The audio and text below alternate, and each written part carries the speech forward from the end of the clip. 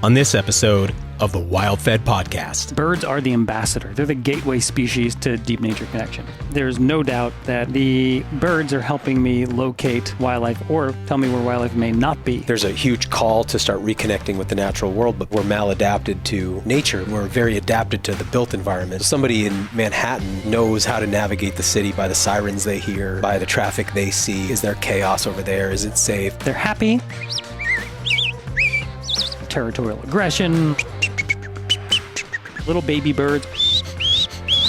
I feel honored that I get to be the one who feeds my family and friends, but I feel like that taking of a life, it's like a sacred duty. Listen, what's going on? Put your agenda aside just for a minute, because there's never a bad day in the woods. You just got out and you got to sit for a while. Took and you the got gun for a walk. Yeah, exactly. Episode 54 of the WildFed podcast, What Birds Are Saying About You, with Dan Gardoqui, is brought to you by Surthrival. Up-level your immunity this season with Surthrival's colostrum powder, chaga and reishi medicinal mushroom dual extracts, and vitamin D3K2.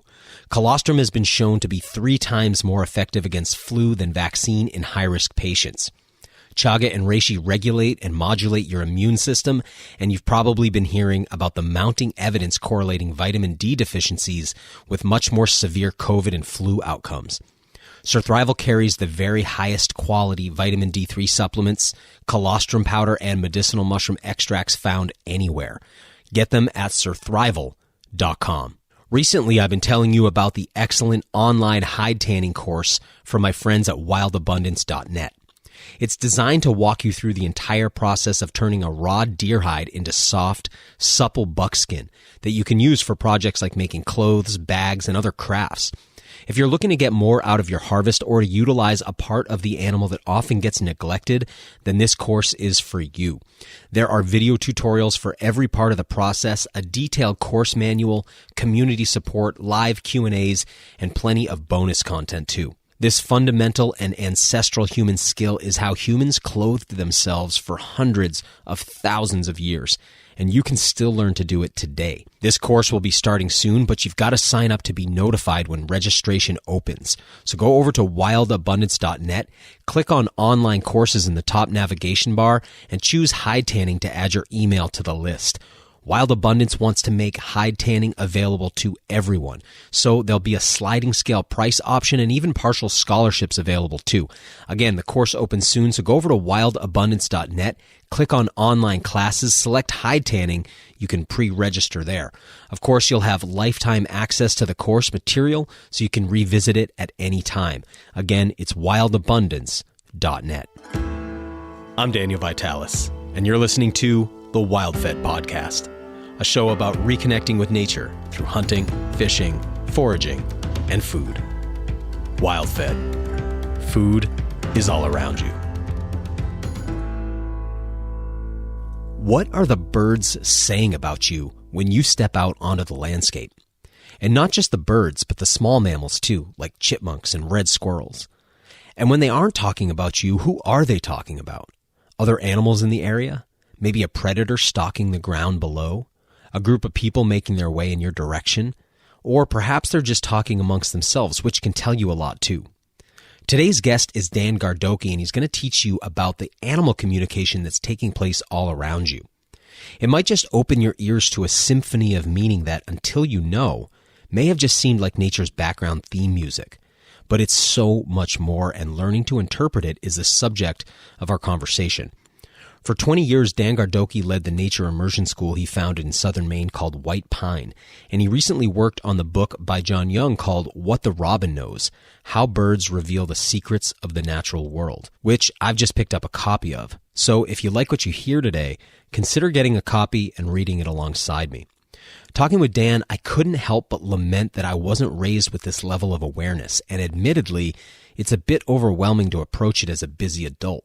But since this conversation, each of my wilderness outings have been significantly richer.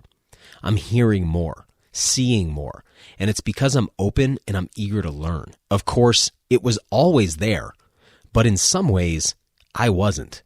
So despite a feeling that I'll forever be playing catch up with this material, the benefits are already obvious. In other words, just a single conversation has reshaped my experience as a hunter-gatherer. Paying closer attention to what impact I'm having on nature's soundscape shows me how the ripples I'm causing are increasing or decreasing my chances of encountering the wildlife that I'm looking for. Whether you're an experienced outdoors person or you're new to the things we discuss on this show, I can't imagine you could walk away from this conversation without being inspired, having some new direction, and some new information that will become immediately useful to you. Even if you live in an urban landscape, there are places where you can put this information to the test today. So after listening to Dan, get outside and start listening to the birds. After all, it might just be you they've been talking about all along. Dan Gardoqui, welcome to the show. Thank you. Man, I've been hearing a lot of really good things about you and checking out some of your videos, and I'd just love to get a little bit of backstory on you, man. But I'll just say, today when I arrived, you told me that you had been one of the founders of White Pine, which was, how would you describe it? A nature connection nonprofit. Yeah, so I had done a winter tracking class one day, so I remember the organization, but it's good to finally meet you, man. Yeah. Thanks for having us out. You know. Tell us a little bit about who you are and what you do. Yeah, I'm a lifelong learner and teacher and passionate nature nerd. I kind of can't help it. Got the bug in my teens and have been involved in some sort of endeavor, bringing people outside, sharing with people outside, getting outside in a variety of ways, and helping people find a lot of the beautiful aspects of connecting with nature in a variety of ways.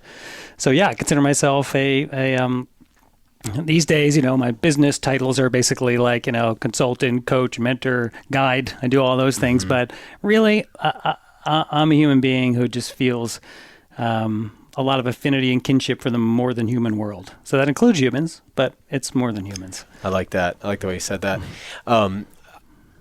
People, when they talk about you, often mention bird language and they mention tracking. And so those are two things that you're pretty known for. Is there anything that I'm leaving out that you're really known for, or that you want to make sure that we correct the record by stating? And then is it fair to say those two things are pretty principal to what you teach? I hope so. I've been in a lot of dirt times. Yeah, no, those are two things that I feel pretty comfortable and confident sharing what I know and also sharing what I don't know, like telling people when I don't know. But I feel like I've put enough time to guide a lot of people down those paths. And I'd say, another thing would be a mentor. Yeah, I take my mentoring relationships super seriously and have fun with them.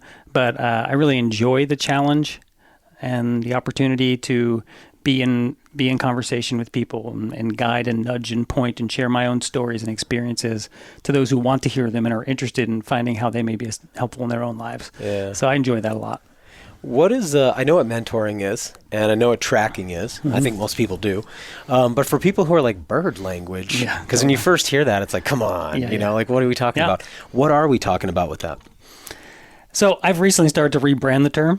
Please, yeah. And I'm calling it talking with birds. Love it. As well, because I think that's really what it is. And yeah, sometimes it's literally me you making bird calls and things like that, but that's not what I'm trying to get everyone to do. That's just my own weird little fun, exciting habit. What it's about is being in relationship and conversation with the wild. Birds are the ambassador. They're the gateway species in my mind, to deep nature connection. For me, at least. I know for some people it might be plants, it might be elk, it might be zebra, it might be anything. Or if it was, you would say zebra. Zebra, yeah. So for me, it's birds. And birds are awake when we're awake. Birds are generally colorful. Most birds have a beautiful song. Birds just have. There we go. We're often in. Thank you. The jays are visiting right now, causing trouble. Named my first son after that bird right there. Oh, they are gnarly, aren't they? Oh yeah, they're fascinating. So so to me, bird. When someone says, "What is this bird language?" It is a set.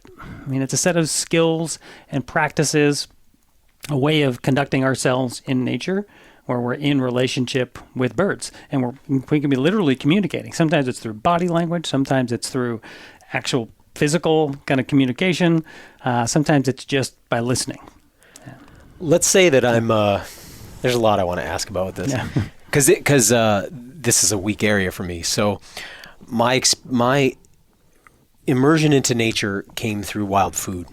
So the species I know tend to be species that I have like a use relationship with. Yeah, totally. So so I'm not one of those guys where it's like you're out there and people are like, what's this plant? What's this plant? It's like, I don't know. It's not food. Oh, I know that one, you know?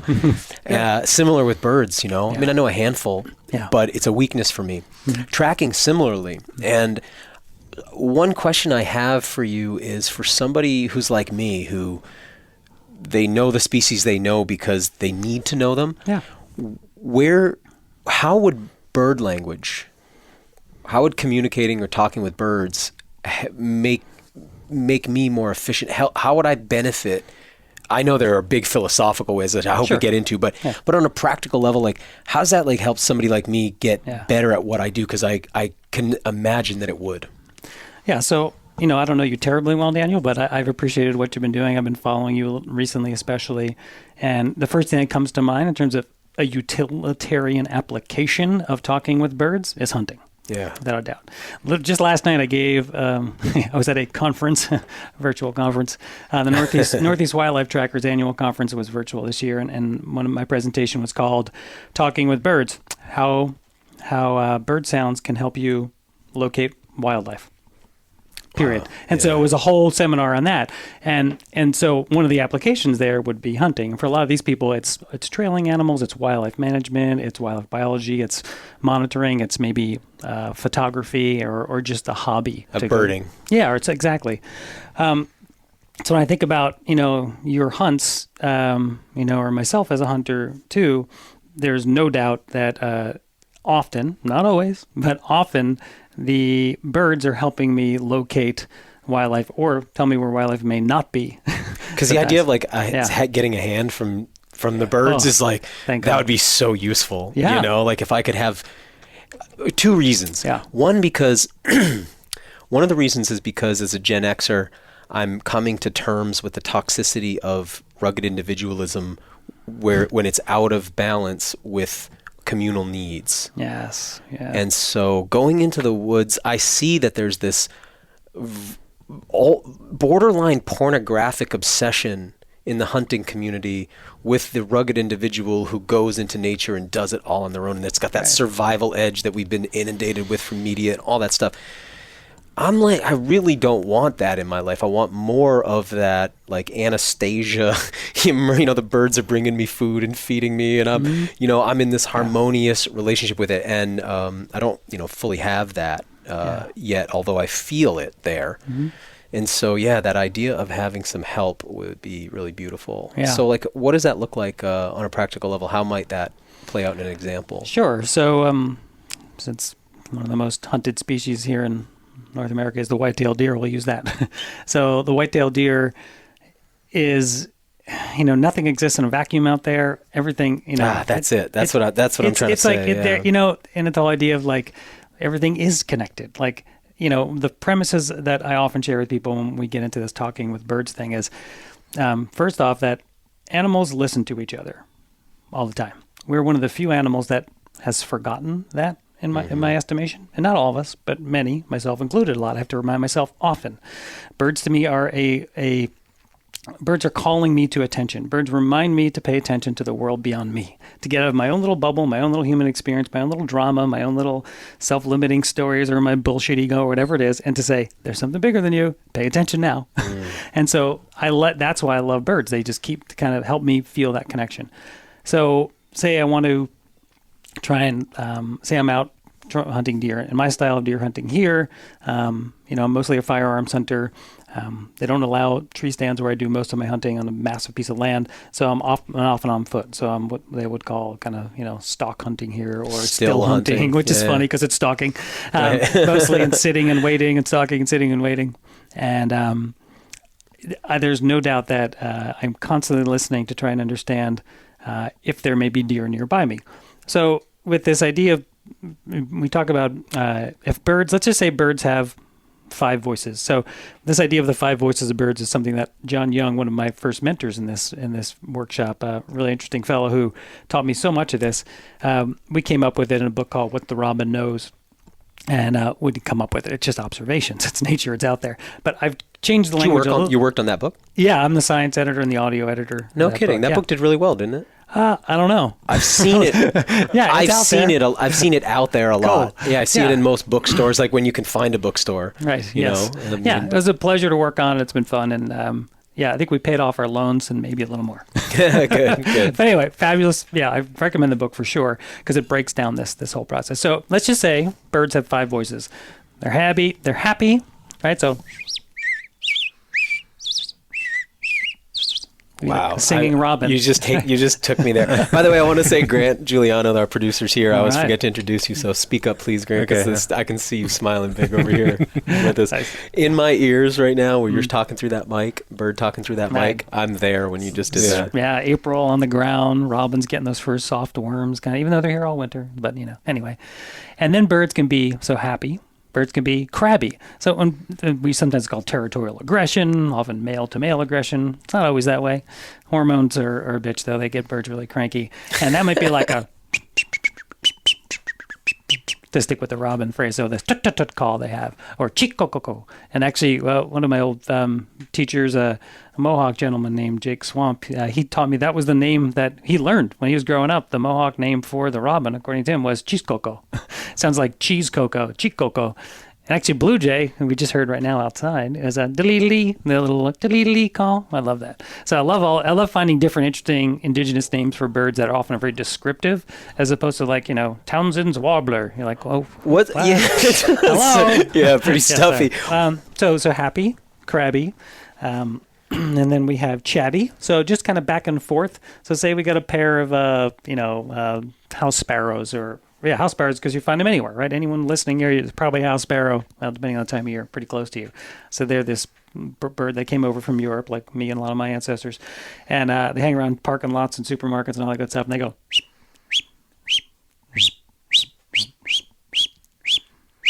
like that. So they might be back and forth, or a little juncos, really high pitch. Which mood is this? This would just be chatty. So this is like contact calls. This is like you come home from a long day, or your partner comes home and they're like, hey, what's going on? Where are you? How's your day? But it's just back and forth, right? So you got happy, crabby, chatty. And then we have hungry, which is begging. And begging is often just really grating. You can just feel it in your core, like, oh my God, those birds will not shut up, right? So little baby birds or juvenile birds following parents around. Oh, like a crying baby. Yeah, exactly. You feel like you're supposed to give it something. Yeah, exactly. And then there's just scared. And so scared is the voice of alarm. And that, the one I'm causing to happen when I'm busting through the woods. Yeah, we all cause. Yeah, alarms are there. So so the alarm is the one that we tend to focus on the most in this thing called talking with birds or bird language, because that's the one that tells us when something's going on. They all tell us something. So with the deer hunting analogy, if I'm sitting still for a while, or say I get up and I move because I'm so freaking cold, I can't feel my toes and my fingers, and I just got to get moving. And so I start taking some steps. I'm trying to be quiet, but I just got to move. So I start moving a little bit, and in the distance, maybe a quarter mile away, up the top of a ridge, all of a sudden I hear let's see, this time of year, I'll stick with the robin. It'll get and I'll see a robin fly to the top of a tree, and it'll perch right on the top of the tree, and it'll kind of look. And I'm like, so first thing I'm looking for is, how high did the bird go? Where's it looking right now? What is its body language telling me? Just like with each other or any humans, we look for body language, we try and read intent, and we try and use our emotional senses to feel what maybe is going on for that other being.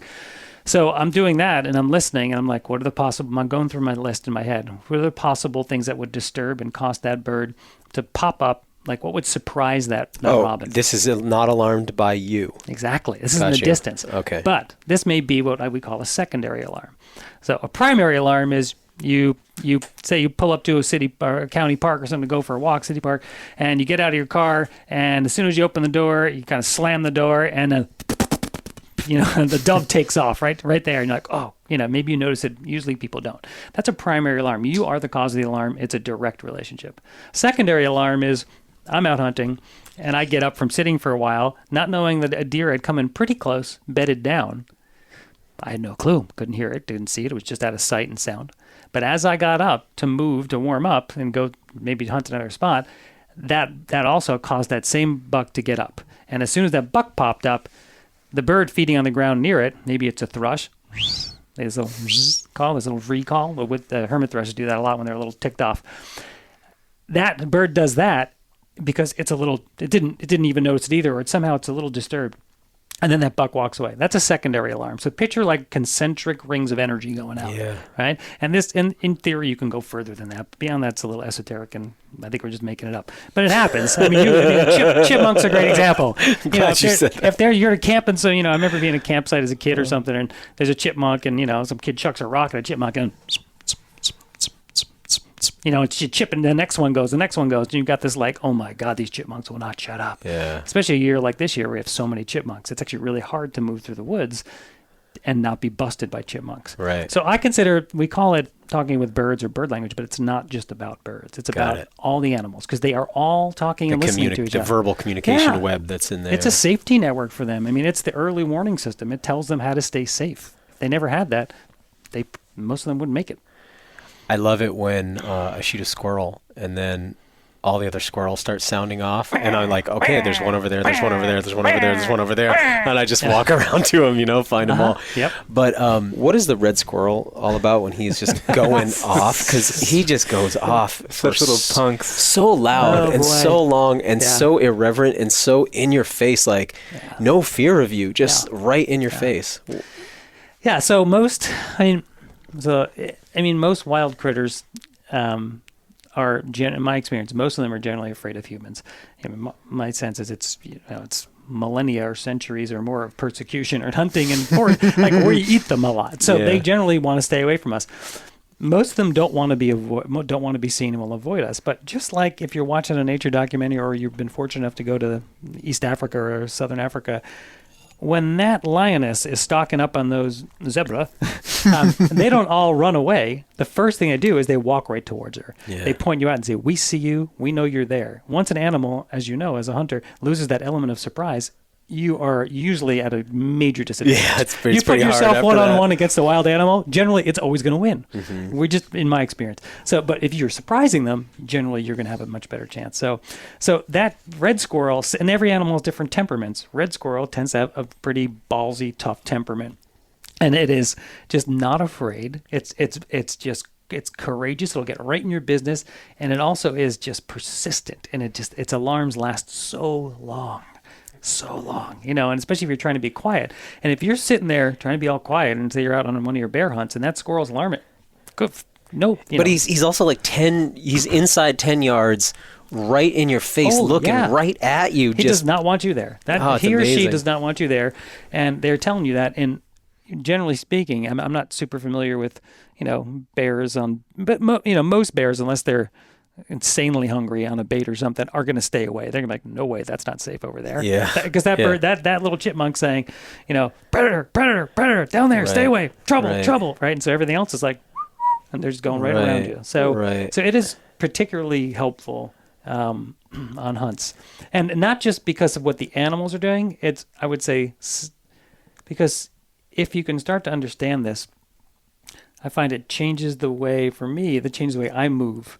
Therefore, I'm very conscious, as much as I can be, and trust me, I screw up all the time, but of what I'm doing and what kind of alarms I may be causing and what my concentric rings are like. Yeah. So when I pull in my sphere of disturbance, as I call it, and my sphere of awareness goes beyond it, then I'm game on.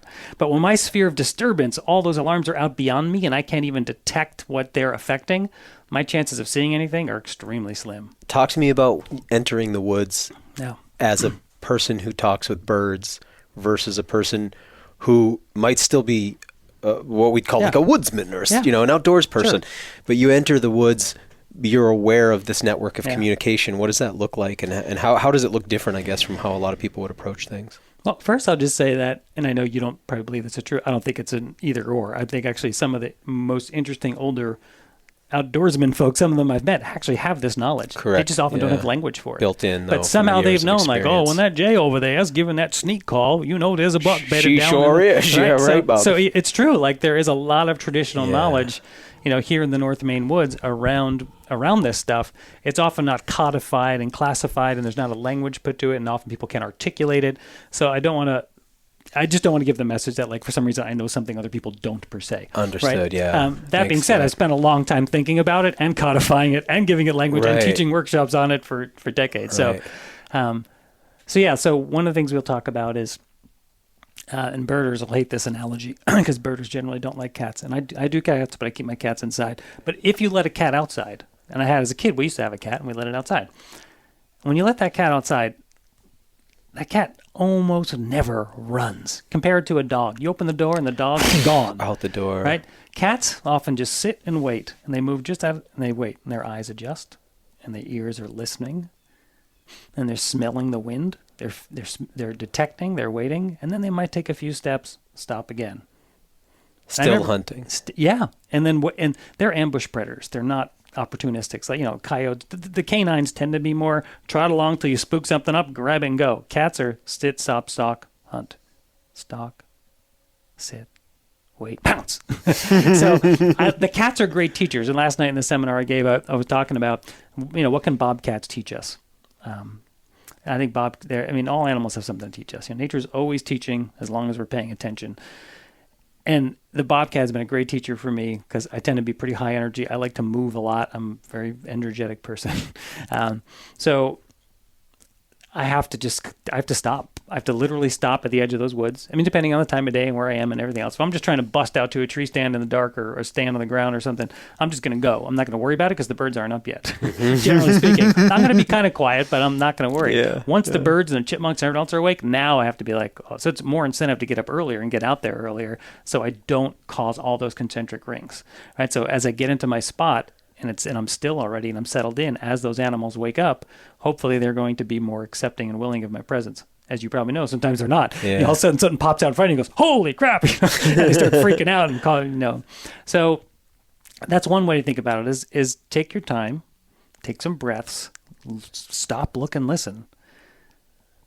Listen to what's going on. Like, put your agenda aside just for a minute, because the woods has its own agenda, and there's already a drama unfolding out there, and you can probably be a little more efficient as a hunter or just have an interesting experience, because as we know, we call it hunting for a reason. We don't just call it killing, because most of it is not actually hunting, not actually killing. It's seeking, it's following, it's looking, it's wanting connection with something, I think. Yeah. And I think hunting is often just it's an example of that desire for deep connection. And a little bit I know about your story is like I see you doing that beautifully through foods, right? And through plant foods, through animal foods, through landscapes.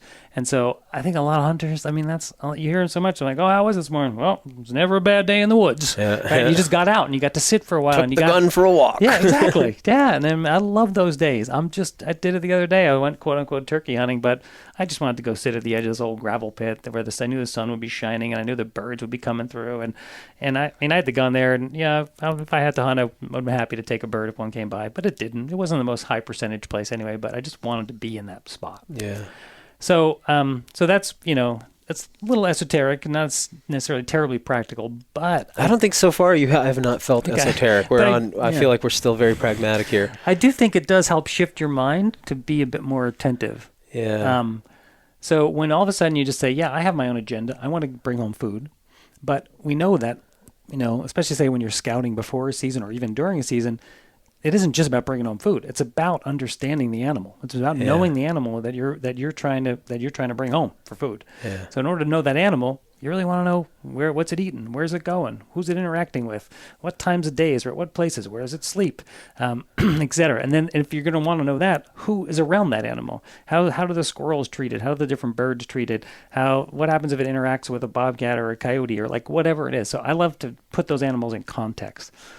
So to go back to your question, if I'm about to walk out in the woods, think like a cat, or often give the image of an owl too. Like if you picture an owl sitting on a branch before it enters the forest, say it's at dusk. Oh, I've seen this a lot because I do a lot of quiet, just sits in the woods, and you'll see an owl come in, into a new area and just stop and perch, and it just sits there. And you just see it slowly looking around, right? Owls aren't chasing things down. They can't. They'd be dead. They'd be useless. So they sit, wait, look, and listen. So I just slow it down. My first rule and all this stuff is just slow down, human. I mean, that is such a massive change right there. It's actually a radical step these days. It's like, slow down. Yeah. So I think that would help a lot of hunters. I feel like some of what you're saying for person like myself and maybe somebody listening is like overwhelming, like, wow, how will I learn all of that? And then I think about how it's because we're maladapted to nature, but it doesn't mean that we're maladapted. We're very adapted to the built environment.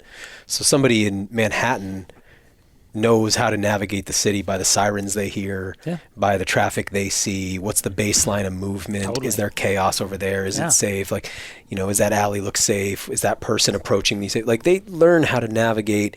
So it's like the same probably parts of the brain firing, but you're in a different context. But I think now we're in this environment where a lot of people are realizing they've gotten too far out on the limb of living that way, and there's a huge call to start reconnecting with the natural world, but people are like, where do I start? And so it's interesting to think about adapting over some of your skills. Also, while you were talking, I was thinking about when I'm in the tree stand and the light comes up, because then the red squirrel just comes to check me out, but he doesn't alarm call. He just run right around my head. Sometimes they'll get right in my face, and then the chickadees will land, and they just doing that chatting, but they're not alarmed, and that's a really cool feeling when they're not giving you away like that. I had a moment last fall. So last fall turkey hunt. I was just in a transition. I'd left 20 years at starting and growing an organization. Just stepped away, and I timed it to step away during the best hunting season. So my wife agreed to give me a transitional break, which was lovely. So I got a lot of dirt time in, a lot of time in the field. It was lovely, and there's this gobbler gang, these 4, mature male turkeys about a mile from my back door. And what time of year was it? This is fall, October. Okay, it's like right about now, actually, last year. And I wasn't getting good at patterning where they were. I was just struggling a little bit. And I was just opportunistically looking for squirrels and other things. But last year was a super low squirrel year, so that wasn't panning out. And then one morning I woke up, and it was a very cold morning, and it was a little damp and cold. And I just, out of my fine mind's eye, I just see like a flash in my head was grasshoppers. I was like, oh yeah, where are there a lot of grasshoppers this morning? Yeah. They're going to be cold, they're going to be slow, and they're going to be easy to gather. And if I'm a big turkey, and I've opened enough turkey crops, I mean, anytime I hunt anything, I usually examine the stomach. I'm just a curious naturalist, so I love to do the crop check. And I just spread everything out. I'll count items. I'll see where they are. I'll try to identify things. I'll share it with my nerdy friends and my hunter friends, and we'll talk about it. And it's cool. It helps me understand the animal. Like, if I know what it's eating, just like us, we are what we eat. And if we know what's, if you ask someone, give me a list of the last, 3 days of every bit of food you ate, you're going to learn a lot about that person. Yeah, it's true. A lot about where they've been, where they haven't been, maybe other things. So, side note, I opened a crop yesterday. I shot a turkey yesterday morning, and we opened that crop, and it was grasshoppers and crickets, and so a few forbs, but mostly it was grasshoppers and crickets. This time of year, So I woke up and I was like, oh, there's that old log landing that they planted rye in, and it's winter rye, and then some other grasses came in, and I'm like, oh, I want to head up towards there. And sure enough, I pulled up on my 4-wheeler to that spot, which was an interesting choice. But I was like, I'm going right in. Because if they're there, I want to see them. I don't want them to sneak away on me. So, that's the other interesting thing about your speed and your disturbance, so to speak. I often tell people the 2 best speeds are really, really slow or really fast. Yeah. Just the hiking pace in the middle is generally causing all these concentric rings, secondary alarms, and everything is moving away from you. And I remember, like, when I first getting into hiking and stuff in like college with friends, we'd often see more animals on the drive home than we'd see on the hike. I'm like, what is that? And when I thought about it later, I was like, because we're just constantly alarming. The birds are getting spooked, and then that tells everyone else. So anyway. I found it's a pretty effective fall turkey strategy to just run into it busting, and bust a flock. One of them will be naive and hang around, or 2 of them. Yeah. Works pretty good, actually. Or assembly call them back. Because by spring, they're not naive anymore. They've been hunted all winter, right? They're pretty hip to getting snuck up on. But so this group, I came in fast, and they ditched me fast. This was an old gobbler gang, so they were smart. So and then I thought, all right, how can I trail? And so now it's a moment for me to like, all right, Dan, you talk about trailing, you teach people how to trail animals. How good do you? So I got on this trail of these gobblers, and they don't all walk in a line. They don't all walk with each other. And trailing animals is really freaking hard. It's really hard. It's like one of the hardest things to do, I think. And I lost the trail, and I found a fresh deer trail, and then I found the trail again. Turkeys, lost the turkey trail again. And I was looking at the substrate, looking at the landscape. I'm like, all right, you're too attached to this trailing idea. It's loud in here. There's no way you're going to get near them. So I just 180 backed out of there and just pictured in my mind's eye the landscape. That's the thing I often tell people a lot too. I suggest study the landscapes, study those aerial photography, study topo maps, whatever it is, before you're in the field, and even when you're out there sometimes, because then you can in your mind picture drainages, hills, you can picture vegetation communities, and the more you get to know an animal, the more you can kind of predict a little bit. We call it predictive tracking or trailing where they're going to go. So I ran all the way around as quiet as I could. And there was an old logging road that was growing back in with thick young white pines, which is a very soft needled pine out here. So it's very quiet to move through. And I thought, all right, I'm just going to sneak into these white pines and just stalk as slow as I can. And I knew it would eventually come back towards where I lost the trail. I have no idea if the birds are there. So as I'm doing this, I'm also, again, reminding myself, listen to the birds. Listen, not just the turkeys, because they're being quiet, but listen to whatever else is going on. And your story of the chickadees around you in the deer stand made me think of this. So the chickadees, chickadee-dee-dee, and the not working today. But this time you're the ones that chickadee-dee-dee-dee and this kind of stuff. And they are a very social bird. And they're there with the titmice, boy. They're out there, and they also do the chickadee-dee-dee noise. So They do? Mm-hmm. Similar. They do like chickadee-dee. Yeah, so they're also, their family is Parridae. It's the same family. There's same genus and everything. I didn't know never made that distinction. I'm glad you're saying that. Yeah, they're all in the tit group. So if you're in British, it'd be cold tit, blue tit, great tit, which is a pretty funny name for a bird, and a funny T-shirt. But anyway, so they're up there and they're in this little mixed flock, and they're feeding on white pine needles, if I remember, white pine cones. Sorry, the seeds in the white pine cones. So they're towards the higher, mature pines, and I'm in this little thick grove, about 10 foot tall young pines. And I'm walking, the gun's loaded, safety's on, shotgun here, shotgun hunt. And I'm just stalking quietly, waiting, looking, listening. And I'm like, I don't know. It's a Mossberg 500? Remington 870. Oh, good. Left eject. Where you just had your hand when you said safety. I was like, that's not a Remington. What's he shooting? Okay. It's a lefty, though. So, okay, gotcha. So there we are, and I'm like, okay, I don't know. I'm like, I'm just going to sit. Follow your advice, Dan. Do what you say. So I just didn't sit. I just stood. I just stood there for a minute and just really listened to birds. I was like, I don't know. I'm not sure. And this is so thick. Like, they could literally be where you are, 6 feet away from me, and I would not almost see them. Almost. And then all of a sudden, I noticed the chickadees and the titmice picked up their intensity. And I can't say exactly what it was, but their baseline, like you're saying, like even if you're in a city, like certain things just grab your attention. And I was like, something's going on. And those birds went a little higher and made a little racket, and they dipped down. And I was like, well, and it could have been anything. And honestly, I can't even say with certainty it was the turkeys. But as soon as that happened, we call it sometimes like my body radar. I saw I just felt my whole body turning and lifting the gun before I even knew. My safety's still on. I haven't identified a target. And I just am like, something's coming right there. And then as soon as I did that, a red head popped right up. Yes. And I could see right behind it was a big log and a big glacial erratic, a big stone. I was like, safe shot. Boom. Took the shot. Cool. And it was 10 feet away. And I had no clue. Either of us didn't know the other one was there. Yeah. And it was just this. So I think, yes, the chickadee titmice thing was one thing, but I think it's the whole story of the gestalt of everything. Right. Yeah. And so and just stopping and listening and going slow because, busy mind Dan and want to get there, Dan. I got to get back, Dan would have just plowed through there and never seen those turkeys. And they were gone. And I would have just heard the pick, pick, pick, if nothing, if anything. And then, so. I always say to Grant that when they take off, it reminds me of a woman in a Victorian era dress pulling up her skirt and then run to get her legs out. And they're fast. They are. Surprisingly. Well, it's weird. It's like a speed where you feel like you can catch up to them, and they never get inside 20 yards. They're always just 20 yards, 30 yards out. Just fast enough. Once you start trying to push on them, man, they're gone. Yeah. So. Man, I'm for some reason I'm imagining the first people coming over to North America, in the Ice Age, and them coming here with this kind of a skill set and entering into this landscape where it's still populated with this prehistoric megafauna. Yeah. Prehistoric, but not really that long ago. Yeah. And I guess, I don't know why, because I want to keep asking you about tracking and trailing too, but for some reason I'm feeling like I want to ask you about the trajectory, from that time, let's say, till today. Not just North America, but people who were hunting and gathering in this prehistoric context. And then I kind of think about the period of time where Europeans came to North America, and now you still have hunter-gatherer/hunter-gatherer gardeners, but they've reached this level of sophistication that's just mind-boggling, And then here we are today, sort of on this crazy precipice we've reached, sort of, I guess, how you see this skill set, human beings, our relationship with nature over that trajectory. Oh, you had me at the mammoth step, man. That's like when people say, if you could live at any place in the world I'm seeing at any the books time. behind you. You're sitting, for listeners, you're sitting in front of a bookshelf. So this question is emerging from me seeing these books behind you.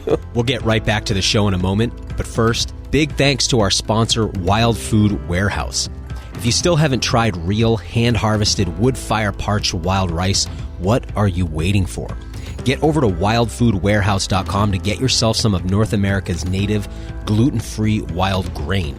Wild Food Warehouse works with indigenous and non-indigenous foragers in Minnesota to gather this incredible, soft-cooking, nutritious food, and then it delivers it direct to your door. There are price breaks at £5, so I recommend you stock up. You'll be glad you did as you enjoy meals of wild rice throughout the entire winter. I was just at Arthur Haynes' annual Wild Food Thanksgiving potluck, and it was such a pleasure to watch people enjoy real, hand-harvested wild rice for the first time. Now, you may not have had the opportunity to harvest your own wild rice this year, but that doesn't mean you can't enjoy it. Use the coupon code WildFed and get 10% off your order. Remember, this is a truly wild food, so of course supplies are limited. You don't want to miss out on this year's crop, so head over to Wild Food Warehouse and get your order in. Again, it's wildfoodwarehouse.com, and the coupon code WildFed gets you 10% off your order.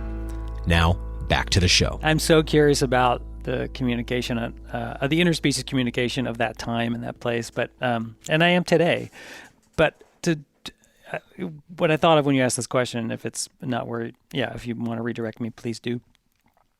When people come to, say, a workshop I'm leading, in the old days, we used to meet in person before COVID and sit in the same room. One of the first things I would tell them is, listen, because in the early years, I think I made it too complicated, and I focused a lot on the very technical aspects. Okay, well, if the bird does this and the body points that way, and the feathers look like this, and you hear this kind of a pattern come out of it, that's probably an agitated bird, but it's probably not. It's a ground predator versus an aerial predator. People kind of get a little blown away. It's like almost too much. Right? Yeah. It's like when you geek out on a plant walk with people and they're just like, I just wanted to taste the plant. Yeah. And you're like throwing down every Latin name and talking about evolution, and they're like, oh my God. Yeah. No thanks. So too much too fast. So eventually I learned, okay, one of the things that I think people found helpful was I said, you know what? We are absolutely wired to do this, and we know how to do it. We have the hardware. Like, we just need like an update. We need like a little software update, and that's it. Because we're already giving our attention to all sorts of things. All right, I believe today our attention is our most valuable commodity. Yeah, well said. It is and people are vying for it all the time. It is a huge business, but we're kind of learning that it's for sale. It sure is, baby. It has been for a while, and we thought we were getting something, and now we're realizing we've been selling something. Yeah, exactly. So that attention is already, we're really good at paying attention. We're really good at kind of finding our way, I think.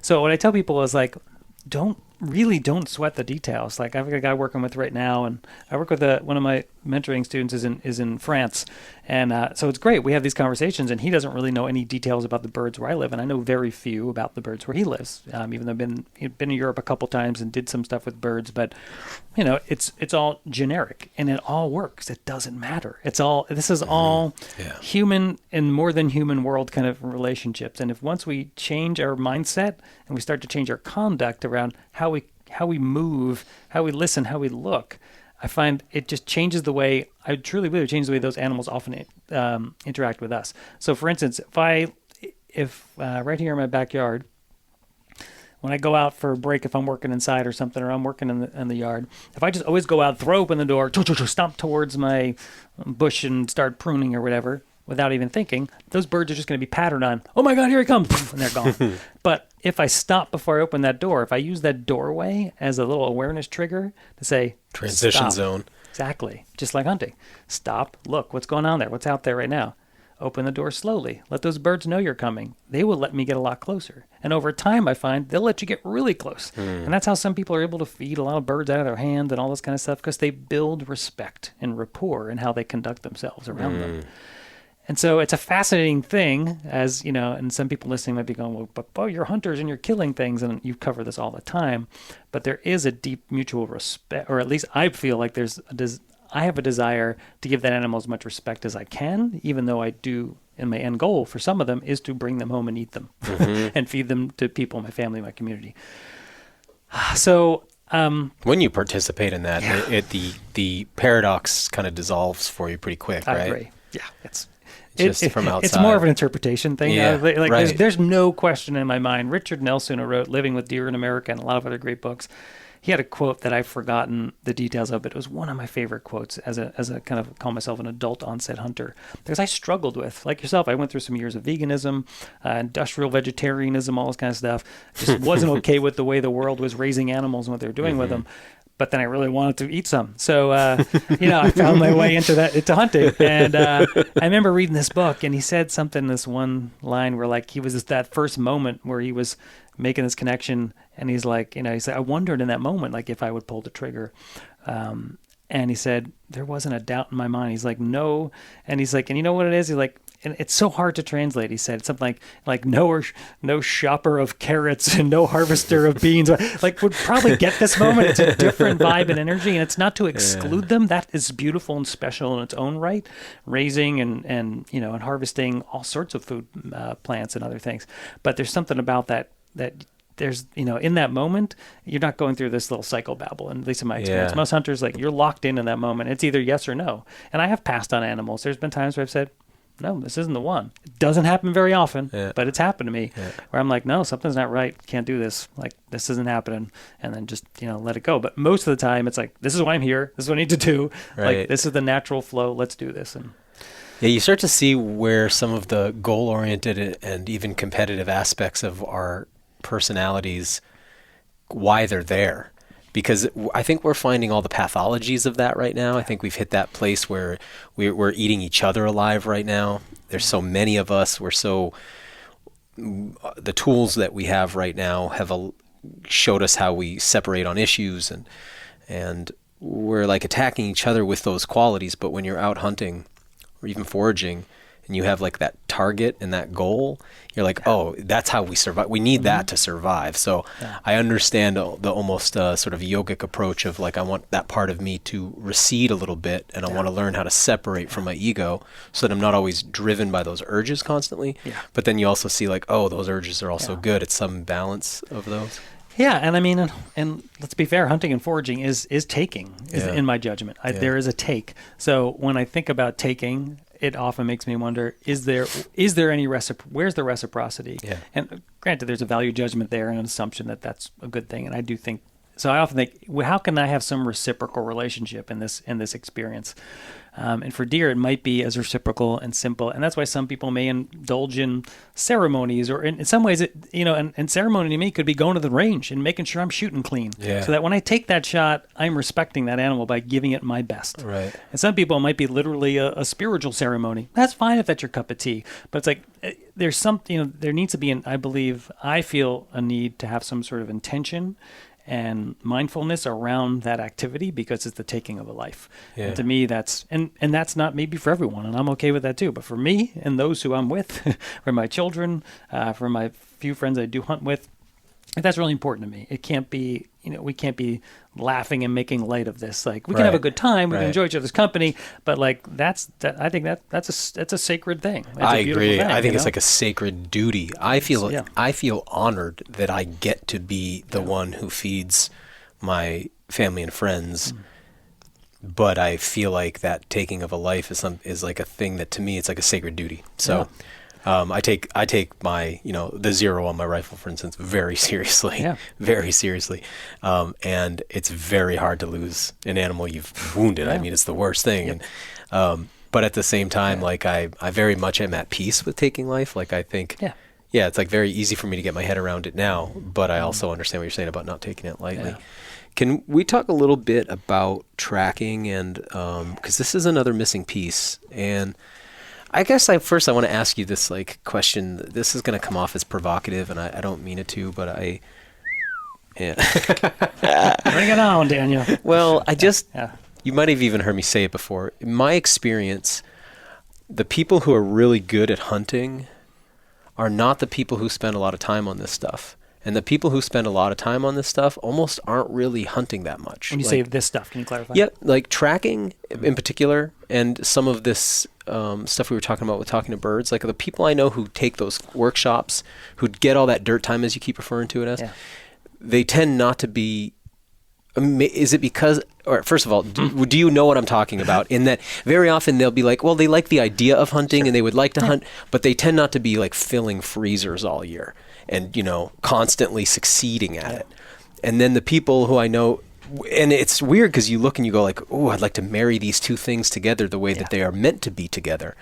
It's almost as if these skills are higher minded and more sublime. And so the people who practice them often don't want to get sullied by the actual act. And then the people who are willing to be sullied by the actual act seem like almost like a blue collar worker who has no real interest in learning about how the economic system works. No problems complaining about it, but they wouldn't want to necessarily go study the economists. Understood. But they're the ones out there doing the work, right? So what is this discrepancy that I see between the hunting community and like what might be called the primitive skills community or even the ecology community? Is a strange one, you know? Right.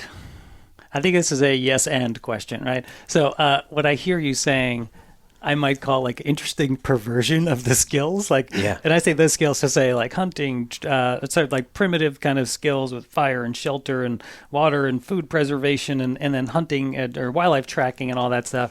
It's, it has a very big allure to a lot of people without a doubt. And it's, you know, think about the last 20 years and, you know, whatever, reality TV shows on this kind of topic, right? You can picture it all. It's exciting. It's a drama. It's life and death and it's all this kind of stuff. As someone who has been a practitioner of those skills over the years, I can say without a doubt there's been a lot of the people who would come to the kinds of classes that I taught for a long time were often more there as in a recreational, enrichment manner, right? So they weren't even necessarily interested in the applications that you're talking about, such as hunting and even foraging and other things. They were just gathering, like it was like taking a class on, you know, 14th century Chinese art or something. I don't know, like, because you just wanted to know it. And you know, and who am I to judge? So, you know, if they want to come and take a class with me and they're being respectful and they're putting down their time and money, I'm going to give them my best. Sometimes I feel like, well, what are we doing here? But I also am like, I don't know. Maybe they're going to use this in a way I don't even understand. So in the earlier days and still today, you know, I get a lot of people, and Daniel, I think it's a lot about just a desire to have the connection. Right. Some people only want to go. They want to go down different paths for that connection. So say in the winter, I could take a group out on, say, a winter wildlife tracking workshop, which people like to do because they like to track in the snow because it's relatively easy, quote unquote. You can follow animal trails. Sometimes you can find where they slept and pooped and ate and all this kind of stuff. And it's awesome. You get a story on an animal that day, and it's freaking rad. Like, if you've never done that or don't do it often, like, that's a beautiful thing. And they'll be happy just to like go see where the deer laid, and like I'll get them smelling the deer bed and imagine we'll Carl in there, we'll get in a moose bed and be like, see, that's exactly, and they love it. They're taking pictures and they're happy, like they're done, they're good. And I can always see the hunters in the group just kind of being like looking in the distance or, you know, kind of measuring it out, putting a GPS mark on their phone, like, oh, look at that rub over there. Like, because they're thinking, I'm coming back here.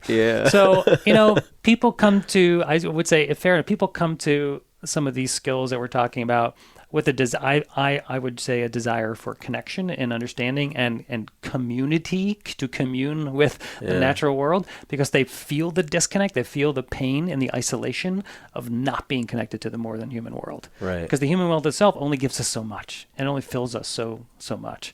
And so we're often seeking other things, I believe, in my dime store psychology here.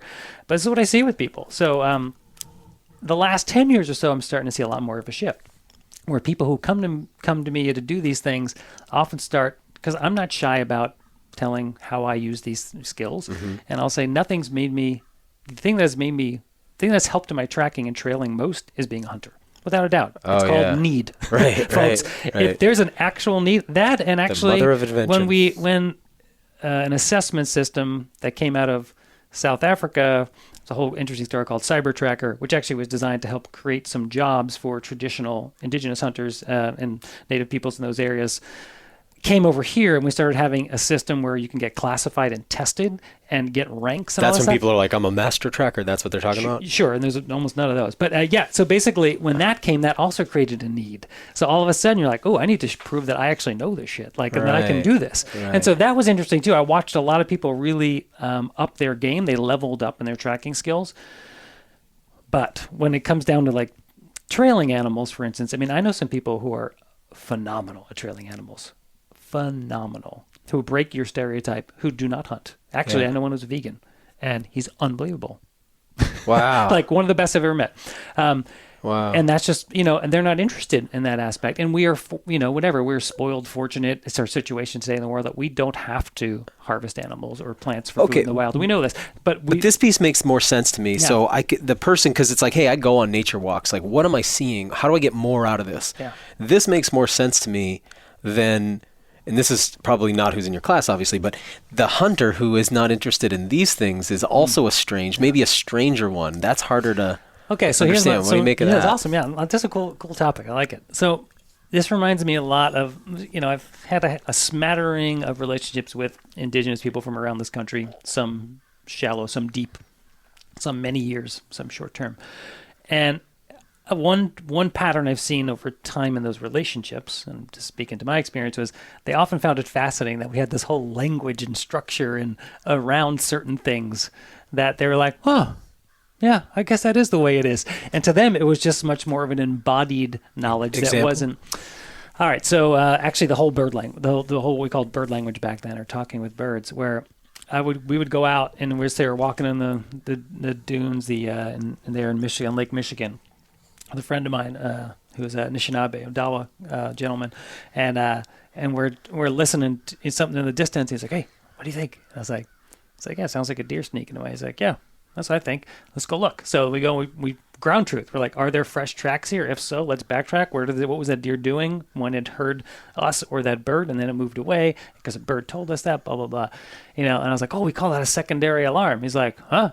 Kind of like just a deer sneaking away, because the bird told you were coming, right, or whatever. So he's kind of found it funny, that we created all these. I think it's a very European thing to do. Sure, categorize everything. Cartesian dualism and this and that. It's hilarious. And I think so. Sometimes a lot of our more, just regular Joe lean hunters out there in the woods, and just folks who love to call themselves sportsmen, and they're out doing this. They often have some deep knowledge of place and understanding, and they don't just because they don't necessarily know how to or choose to articulate that. So I'd like to think of it in terms of like consciousness and competence. So there's the unconscious and incompetent, right? Yeah. So I think so sometimes I'll work with people. And the other thing is sometimes those same people who are out there just hunting and doing their own thing, they don't want to be standing around a bunch of people talking about shit. They want to go do their thing by themselves. Right. And they just want to have their own solo time, and they don't have to describe it. One of the best trailers in the cyber tracker trailing system right now is a gentleman named Brian McConnell, a colleague of mine out in Washington State. And he grew up in the South, I can't remember now, but he grew up hog hunting and bear hunting all the time, and just had no language for what he did. But he grew up in a culture where they trailed animals to fight. I mean, their bear hunting is trailing. There's no bait involved. There's no dogs. There's nothing. It's you trail that bear down till you see it and you get it. Wow. Very difficult. Wow. Very difficult thing to do. But that's the water he was swimming in his whole life without even knowing it. So then when the system came along and he kind of got evaluated by these more quote unquote senior, and they're amazing actually, folks from another continent, but the principles are all the same. They were like, fascinating. Like, tell us how you know all this. Because he just is like, it was just so intuitive. And he could do it with cougars and he could do it with elk. And it just was like, well, once you trail enough animals and you put in thousands of hours, you just kind of understand how to trail animals. Yeah. And he didn't have no fancy language for it. Right. But now he does. He has both. He has his roots great. and his lineage, and now he has a way to actually pass that on to others. Yeah. So there's a value, I think, for those who want to go down this path. Because some people need that structure and language to learn this stuff. They haven't been fortunate enough to grow up. Yeah, I did too. Us do. Adult onset hunters, I didn't grow up with any of this. So all of a sudden you're like, okay, I've got a deadly weapon. There's a massive chunk of woods. How the hell do I find a deer? Are you kidding me? This is insane. I don't know what I'm doing, right? So those first few years I stumbled. I mean, I would goose hunt in the dumbest places. I would duck hunt. I didn't have a retriever. I didn't have a boat. I mean, I'm like swimming to get ducks in the water. I've done some duck swimming before. In December, and you're like, what relate. an idiot. So, I mean, I think so. So I think there's there's a value. I love the kind of like modern traditional stuff that hunters who have the knowledge is out there, and some of them are willing, to share and take them under. And I heard your one of your episodes. I think you and Arthur were talking about this gentleman who shared a lot with you guys in bear hunting. Yeah, I forget his name. Lawrence. It was a great start. I loved it. It was beautiful. I'm like, there's a classic. You met him at a gas station, right? Yeah. Like, and so there's someone who has that stuff. Maybe he didn't have all the language. And he's probably a great tracker, quote unquote, right? Yeah. Oh, yeah. Of course. He spent all his time in the bush. He'll tell you stories about he can track, Yeah. watching the dogs on the GPS, he can tell you every single little move that happened as if he had eye in the sky. Yeah. It's just from watching these lines appear Yep. on the GPS, So, I mean, some people gather information. Some people go to all sorts of workshops, and sometimes they're just there to be with the other people. Yeah. That's the other thing I've learned. They just are seeking, they're really lonely. Yeah. They're seeking community. They're seeking like-minded people. They just want to get outside. And the only way they can do it is to block off a chunk of their calendar and throw down some money. Just like if you join a gym, some people have to join a gym to get in shape because that's the only way. Like, I got to commit money and time or else I'm not going to get this done. Right. So I think there's that desire for connection and structure. And so for those people, like, I've done a lot of workshops, a lot of mentoring, a lot of training, and online courses and all that stuff. And it's great. And they take it as far as they take it. Yeah, and it's certainly not a criticism because Sure. to me, these skills need to be kept alive. I'm so sensitive to all these birds here now. These crows are just ripping around your backyard. This is the time of day, usually about an hour to an hour and a half before sunset. All Yeah. the crows and ravens put on a show. Cool, yeah. But yeah, just to clarify, I think that these things need to be preserved, and it's cool that people are carriers of this knowledge with however they use it. Yeah. I don't mean to be critical of it. I just, as a hunter, when I meet people who've spent 10 years tracking and they don't hunt, I'm like, but what? Though, like, you could have the best food. Why? Because the food's so good. And often what I found for, say, someone in that example is they may be, quote unquote, tracking for 10 years, but often they don't get feedback. Right, Wild animals give us feedback. Right. As hunters, we get feedback all the time. We make a ton of mistakes. Yeah. And then we learn, I ain't doing that again. Yeah. Next time I sit down on a hemlock, I'm breaking every branch, every teeny little branch up to 9 feet, because if I turn my back and it goes, swing, that deer's gone. Yeah. Whatever it is. So, unfortunately, true, people go down sometimes these paths towards some desired expertise, but they're doing it all on their own, and they don't have any community, any whatever, mentors, elders, family, to give them really any feedback, and they'll just practice something. And you get a lot of bad reps in like that. Sure can. Yeah. I've done it myself plenty. And then I've taught things wrong because I never learned they were wrong. Yeah. And then I had to go back and say, I'm really sorry. I never knew any better because no one ever told me any better. Wow. Yeah. Can we talk about tracking, and can we start at the beginning? Like the beginning, and what do we think or know about the origins of it, and what how, because there's this modern context which I think we should talk about as well, but like, how fundamental is this to human being, Homo sapiens? Yeah. I like to think of it as the first language. When we were able to, on early hominids, were able to start to look at the landscape and read stories and tracks and apply the dimension of time to that, and to piece together a picture. I'm looking at dots on the ground, and they're not just dots on the ground. There's a pattern, and that pattern is telling me a story. It's saying that, this would Hemsbach or whatever we'll call it Opaki or whatever is going that way, in that direction, because I know by the shape of its feet, and I know the last time it rained, and I know what time of night these scorpions come out and walk over these tracks, so I know that those tracks can't be more than 3 hours old, and I know that on a day like today it's getting hot and sunny and they want to feed under those acacias, and I know that, so they're starting to piece together stories. So it's the first language in some ways that we're reading on the landscape as hominids. And it also, at the same time, is the end of that story is there's a need. It's to get that food. It's to connect with that animal. And it took many, it's continued to take so many iterations. But like I say with birds, the birds that are out there today, all their ancestors have avoided all of the predators and all of the ways they could die, mostly speaking, in order enough to be old enough to produce young. And that's happened millions of times with birds, millions of times. To a loon family that's been here for they're all their ancestors. So think about all the success. Like, anyone alive today, despite your judgment of what you might think of them, their ancestors have quote unquote been successful genetically in terms of reproduction.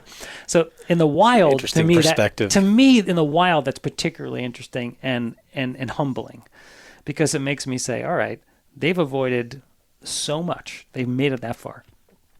Okay, so what do they have to teach me? So with early hominids and with early humans, and today still, I mean, people still do it.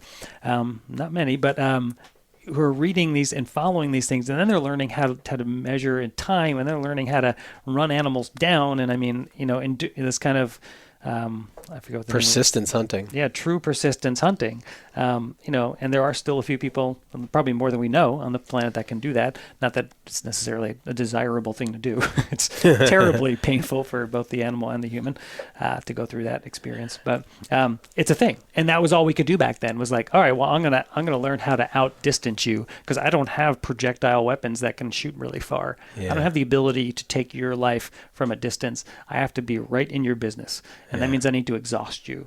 And that means I need to be able to get close enough that I can put a spear through you, or club you or something. But so for early people, was in order to gather those meat components to their diets, it was critical. I mean, it started to shape a lot of their culture. Louis Liebenberg was a South African anthropologist and conservationist and wildlife tracker, has a fabulous book here on the shelf. It's called The Art of Tracking, the Origin of Science. And he puts forth this idea that it's really the beginning of scientific thinking, deductive reasoning. He talks testing hypothesis. Exactly. And he talks a lot about speculative tracking versus systematic tracking, where they learn, well, if you just follow each little step, you're not going to lose it, but then you're losing time, right? It's versus like you learn to interpret patterns, and you learn to interpret, just like your friend with the dog collars looking, oh, well, that means this is happening over there. They're going down that ridge, and that means they're going to tree because there's that big oak. You just start to predict and know the landscape well enough and know the animals well enough that you can start to be, you can shortcut, right? And then you can jump ahead, and then you're going to get even more food and protein, and that's going to feed you and nourish your body and grow certain organs in certain ways. And I mean, it's fascinating to think about like that relationship between the procurement of all these nutrients and the growth and development of the human body and the mind and the culture. And so I think about tracking as an absolute critical step in our development as a group of beings on the planet. Right. Yeah. It's not hard to imagine the role it might have played in the development of like our prefrontal cortex, and obviously so did our communal living style and our relationships with our kin and whatnot. But you could imagine that deductive reasoning. Yeah. That's what that part of the brain is doing for us and what makes us so different from other animals. Yeah. But it also occurs to me that, like you were saying, these skills, tracking, and then, being able to interpret the auditory messages that you're getting. Yeah. You have like now the audio and the visual going, right? So it's like these two senses are engaged. You're smelling. Yeah, exactly. You're feeling. Yeah. And then, the big thing I tell people is like, we often completely discount all our other senses, the ones we don't talk about a lot, and the ones that people theorize, blah blah blah. I mean, I used to think it was a little hogwash when I was much younger, but the older I get, the more I'd be like, man, I've watched too many people. I've been in too many situations with myself and others where they just know things. Yeah. And they don't know why they know them. They don't know how they know them. Yeah. We do it all the time with each other. That sense of being stared in the back of our head. Right. You just know. As a hunter, if an animal, sometimes you give an animal that intense stare, they're looking right at you. It's amazing. Right. Yeah. So there's so much more going on than I think. And I think that's one of the limited, I'm a big fan of science, but it's just one lens to look at the world through, and it has its limitations. It's early in its development too. So there's just a lot it hasn't tackled yet, So when I think about all the different senses we're not aware of, right. When I teach people, I get people out there watching birds, trying to understand birds, I'll be watching the group as kind of like I'm watching birds too. And so classic examples, I'll see people sitting there, and one of the things we do, we call them little bird sits, and they're journaling sometimes, or taking notes, or watching with binoculars. And I'll watch the group, and this one day I'm watching this pair of grackles came into the top of this tree and make this little kind of call, and the two people below the tree went, looked straight up, and then went right back down to what they're doing, taking their notes and looking at birds. I was like, okay. And I made a note when it happened. We work in little segments. I was like, okay, remember that second block? I was like, do you guys remember when those grackles came in? And no one in the group, they all said, no, we didn't see any grackles. I was Saw like, them you look at didn't, him. you didn't notice any grackles? Like, no. It's like, okay. I've seen that so many times. Yeah. I remember being a kid and playing hide and seek, and you'd be like hiding in the closet, and you're really quiet, and someone opens the door, looks right at you, and then just keeps going. And you're like, Yeah. they looked right at me. Oh my God. It's the same thing, right? Like, this happens all the time. We're just sometimes unconscious about our senses. We're not tuned. We don't even know what we're taking in. Yeah. Like, it's fascinating. And I think that's what I love about the birds, this bird angle, and really it's just being outdoors, but is that it's like it's fine tuning that stuff, and it's trying to like just to make those synapses fire and connect and be like, boom, right here, right now, this is what's happening, and that's what I love about the wild and wild critters is like that little quick sense of vitality and yeah. Anyway, it occurs to me that there are senses, like for people who are like, come on, there's 5 senses and they're very easy to pick out because there's sensory systems for them, but it's like you have a sense of direction. Heck yeah. And that's not any of those senses. You have proprioception, which is like I know where my body parts are in space. Yeah. You have your sense of up and down, like all these kind of. And right now I might be 6 feet from you, but I came when I was 6 inches from you. Yeah, I'd have a sense of that. Well, you'd sense that.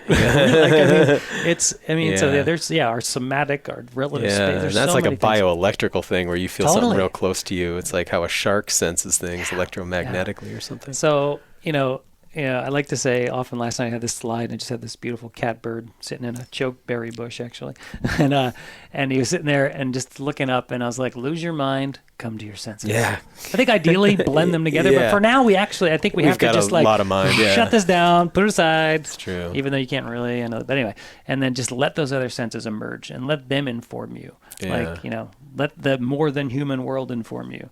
Like, feel that wind, smell those damp leaves after that long rain, after the ground has been quenching. Oh, it's just so beautiful right now. It's like, it smells. I'm like, oh my God, it smells like fall again. Gosh, it's been so dry. And then, it's been nice hunting this week with the ground wet. I just love it when I can move quietly through the woods. I'm not just kicking dry leaves all day. Yeah. 2-part question. Sure. If you could maybe give us an example of how tracking can be useful, especially the new hunter. I mean, it's so obvious, but I think maybe your way of sort of storytelling is helpful for, to really get a sense of it. And then also, if you're me or you're one of these listeners who's getting into all this stuff and I got to pick a place to start, I'm going to start with birds or I'm going to start with tracks, assuming that I'm going to do both. But where do I get the immediate bang, or which one is one more important as a foundation for the other? All right, so it depends where you live. And I say that because this word tracking is can mean so many things. It's a word that encompasses a lot. So if I'm growing up in the desert Southwest, to me that means a lot more about clear prints and trails and following trails and interpreting marks in the ground and things like that. Here in the northeastern part of this continent, it's much more about reading sign. It's much more about feeding sign, denning sign, kill sites, scat, marking, territorial behavior, all sorts of stuff like that. And reading that stuff is really, really important for understanding animals and where they are and when they are in certain places and what they're eating and what they're not eating and all that kind of stuff. If you're in a place where you have ample opportunity to see lots of actual tracks and sign and sell, I love it. I mean, I grew up in New Jersey, and I spent a lot of my formative years tracking in the Pine Barrens in New Jersey, which is a super sandy place, tons of sand roads and trails. And it was a fabulous place to get to trail animals and follow animals and pick up trails crossing stuff. I mean, you couldn't go more than a quarter mile without crossing some sort of sandy patch, fire break, a sand road, a natural sand pit, an old man-made gravel pit or something. And so it was a great place to do that. If you're in a place that's thick forest duff all over the place, you're going to be doing a lot of sign tracking. You're not following a ton of footprints per se. I mean, with trailing you are somewhat, but so depending on where you live, that's going to shape a bit of which path you go down. The birds are everywhere, more or less, and the birds are very helpful, especially in places where you can't see really far. The birds help you see beyond our normal range of sight. I mean, I use the birds like extended eyes for me and ears. So I'm listening to them and trying to interpret the best I can what they're saying and doing or not saying and doing to help me understand what I can't see or hear. So they definitely go hand in hand. But I mean, I think the birds are the ones that change people's behavior more. The birds are the ones that get you to change your conduct more. And when your conduct slows down and opens you up to the greater than human world, the more than human world, you're more likely to notice all the track and sign stuff. So if you just go deep diving on the tracks, like for instance, the first time I ever went, I was helping a friend with a trip in Botswana. I was so excited. Never been to South Africa. I was so pumped. I was like, oh my God, it's just like tracking heaven. It was fabulous. Some of the places were in the Kalahari, and it was amazing. But where it all began. One of the first days, I jumped out of the little safari vehicle because there was this fresh trail across the road, and I just kind of jumped out, and I'm like bent over looking at the tracks, and the guy just goes, "Hey!" He just yells at me, "Get your ass back in the truck!" I was like, "Whoa!" And he's just like, "You never jump out and bend down." And do you hear that rattler? And I was like, and it's a bird, not a rattlesnake. It's called a rattler. And he's like, "You know why it's alarming, right?" Like these guys are using bird language all the time. They're like, if we didn't know bird language or how to talk and understand birds, our clients would be dead. Like they warn us about leopards, they warn us about lions, they warn us about rhino, they warn us about all the things we have to pay attention to, or hippo more than rhino, I should say. So, if you live in a place where there's lots of tracks, great. But yeah, I would say the birds would be my first choice. That was one part of your question. The other part was... Yeah, I just want to say that I'm blessed because my freezers are full and we have lots of game to eat, but the more we talk, the more I just feel like I'm getting lucky. I'm like, how am I doing it? Because I don't really know how to do this stuff. I mean, a little bit, like obviously a little tracking, and I'm not, completely oblivious to what's happening around me, but the codification of it seems like for the type of brain that I have that likes to learn in this way. I also have this random thing I want to insert, and then I'll give you the other part of the question. I'm intrigued by this, this sort of fundamental human framework of the 4 elements and the 4 directions, that we see transculturally.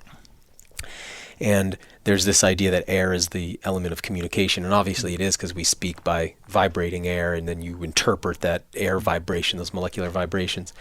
And then there's this idea of Mercury, the messenger of the gods, and this air element and this communication that Mercury is passing this information through the element of air.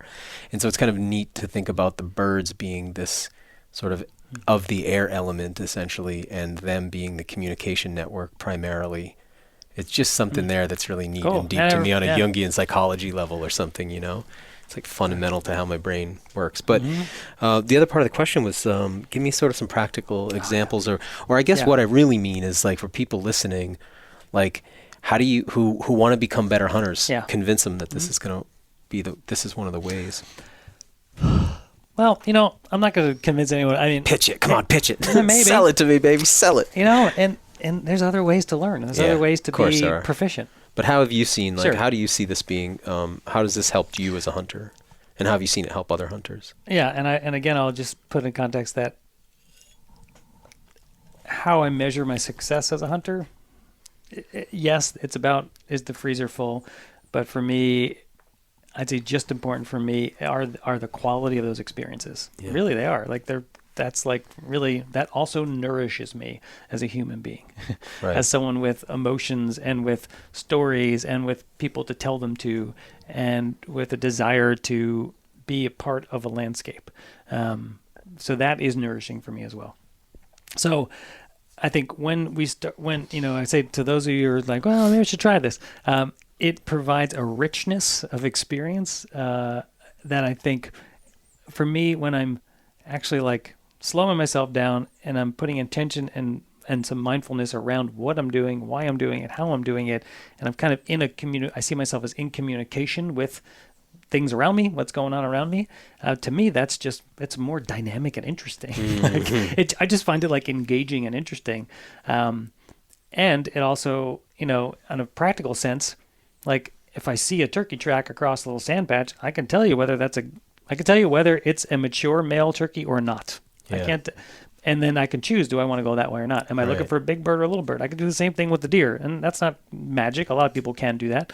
I could, I could tell you by knowing more about the landscape, about places you're more likely to find, moose during warm weather versus, and this isn't magic, but there's a lot of things around, if I'm in an area and there's certain birds that are present there that like to spend a lot of time, say, feeding on the ground, but they're very shy birds, I can probably tell you this is an area that deer haven't been recently because they do not tolerate deer. Yeah. They just don't. They don't like being around them, or vice versa. Wow. So I mean, there's some very practical things around knowing, knowing habitats and knowing those. So if I'm out for grouse or partridges, they're called here in New England a lot. Or birds. Bird hunting. Bird hunting. Going next weekend up New Hampshire. And, if it's an area, if I'm hearing goshawk calls all around me, I'm like, we're going somewhere else. Yeah. Like I mean, because that bird's hunting, and that bird's going to be getting anything, or those birds know, the grouse know if there's a goshawk calling, they don't know anywhere near there. Goshawk love eating the grouse. So, I don't know. So there's just a lot of little things, but the richness that comes with it, there's some practical aspects, and then there's just some enriching aspects as well. Because I feel like the thing is, I came into hunting during a time where the sportsman thing, I think, has kind of reached its pinnacle. I try to remind myself and other folks sometimes that the sportsman thing, because I just find it like it's not how I relate to hunting. But I understand that it was a response to market hunting, which had led to extirpation and extinctions. And so we needed a way to reframe hunting. But in that world, you'll hear the argument made, well, this is our ancestral way. This is what we've always done. But then I'm like, but we haven't always done it like this. This is a weird approach we have today. And so what the stuff you've been talking about today is like, that's the part that reconnects you to the actual history of it. Well, a lot of those old books that were written back before the turn of the 20th century from a lot of those hunters, not the market hunters, but they were naturalist hunters. Yeah. A lot of them were. I mean, you look at like Ernest Thomas Seton, and you look at, there's so many people back in those days, some of those early, even John Burroughs, others naturalist writers who were also hunters, but they focused more on the naturalist side, the connection and the understanding of landscapes and plants and soils and animals and even Aldo Leopold, grew up, shooting all the wolves because he wanted more deer until he realized, wait, the wolves are actually important to the deer. The wolves are important to the mountain. The mountain's important to the deer is important to the wolves, yada, yada. So, I think, unfortunately, that a really important era there in the early 1900s that basically ended hunting, in some ways, market hunting mostly, but also did its best to democratize hunting. It did it under this lens of like being a sportsman, right? And the modern hunter, which was very strange because it made it all about like, this idea of like giving them a fair shot, and the early fair chase kind of ideas, which to me was just like, I'm just out there. Yes, I get that idea and I understand it. And I'm not cheating. I'm following game rules and laws, and I respect those because I think they actually are important. But to me, it's about trying to respect the animal and get a clean kill and get it out there and not bring home as much as I can and don't wait. Yeah, It's gross to make a sport out of killing something. I think it was well intentioned, but it's gotten, and I think unfortunately it. It's also like chivalrous notions of chivalry applied to hunting in this strange way. Yeah, and then of course it dabbles in toxic masculinity, and I know some people are like, oh boy, here we go. But I understand the origins of trophy hunting. Actually, there's some really interesting writing about like why in the old days. Trophy hunting isn't just a brand new thing. You see cave paintings of like ridiculous Irish elk, and they had big antlers anyway. But it's like, wait, those are really, really big. It's a big rack. People, So, but I think it's become this strange way for men to size themselves up against other men. It's going to become a strange way. It's a way to show that you have. I think also you have some meaning and value, and you can do something hard. There's a status thing. And that it's not easy. Like I know. I have friends who are trophy hunters, and man, they put in a boatload of time and they pass on a ton of deer. That is hard work. That's a lot of work. It's not my cup of tea, because you can't eat the antlers, as far as I know. Maybe you know better. Not in that state. Okay, yeah. So it's kind of like, man, and so I think unfortunately, hunting is a lot of the kind of sportsman style hunting, and a lot of the hunting community has been down this path, and I think is unfortunately locked in still. There's newer, fresher, younger blood coming in that's kind of finding new paths, but I really hope that that path can also open up and be a bit more inclusive and accepting and of different ways of experiencing hunting, for example. And I also think it's our it's kind of our duty as well. And I think it's in a democracy. You know, I had one of I have a podcast called the Lead with Nature podcast. One of my guests recently was Dr. Mark Elbrock, who's a cougar biologist, just wrote a great book called The Cougar Conundrum. And we kind of dove deep on this topic, especially around predators, because I believe, my judgment is, we have a terrible history in this country with how we've dealt with predators with our tax dollars. My money too. Predator controls and never solved the Uno. We've caused coyotes to spread across the entire continent. We failed there for sure, and we continue to fail in some ways. And his whole take was like, well, you know, yes, there's no doubt that we've done amazing things. We've come really far, and we have a very, in some ways, the model of hunting in this country, often called the North American model, has some fabulous benefits, but it also has some pretty big gaps and some kind of dark areas that people aren't willing to look at and talk about. And a lot of them have to do with, you know, letting other people have a say in the system, frankly. I mean, it's designed for hunters, by hunters, to maintain hunting, and there are some statements that I believe are taken out of context and stretched that aren't challenged enough. I mean, even this idea that, like, you know, conservation is on the backs of hunters. Yes, hunters contribute to conservation, but so do many other groups that don't get the press, that don't get the talk, that don't have the voice. I mean, it's scary to give them a voice. Exactly. But it's like, man, this is a tough one. Now you've got me, I'm a little fired up now. Yeah. Because it's like the Second Amendment, right? It's not that I don't understand where people are coming from on particular issues. It's that I don't want to cede any ground, because I know that that goal isn't just to get us in balance. It's often to go all the way. So the fear I have often is, if we give hikers, let's say, a voice in conservation, they're going to never want to see a firearm in the woods because it doesn't feel safe to them. And that's a lot of times is lack of exposure. But because of that lack of exposure, they will inadvertently just trample on rights that should pre-exist the North Face. Do you know what I mean? And Patagonia and all of that stuff. It's like, so that part freaks me out, but I agree. Yeah, I mean... And by the way, if you go into Cabela's and you just take a look around, or you go to Bass Pro Shop and you look around, it's like, I'm not seeing a lot of, it's weird. It's not really, the nature connection piece isn't present there. I see both sides of this thing. Yeah. Because there, I'm not seeing books on tracking or on what the birds have to say. Right. I'm seeing, like, nature's the backdrop for our sport. Yeah. And I don't really relate to that, but I want to take the parts out of that are useful to me, and that's where I get certain things that I need to do what I'm doing. Yeah. But the folks who I often philosophically most agree with don't like what I'm doing, and that part's really challenging. I understand.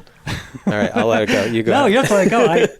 I mean, I understand, and I appreciate you just being really clear. Like, well, this is my fear, and this is what I'm not willing to cede this ground. And I guess what I would say to a lot of us, you know, I am a hunter too, and you know, I contribute to those systems, and but I remember, like, something as simple as, and this is going to be a bit of a potentially a hot button, is the NRA and the evolution of the NRA. The NRA started as a fabulous marksmanship group for often children in summer camps learning how to be good shooters. And somewhere down the road, and I'm not saying it's magical or it's mysterious, it's actually very clearly documented what happened.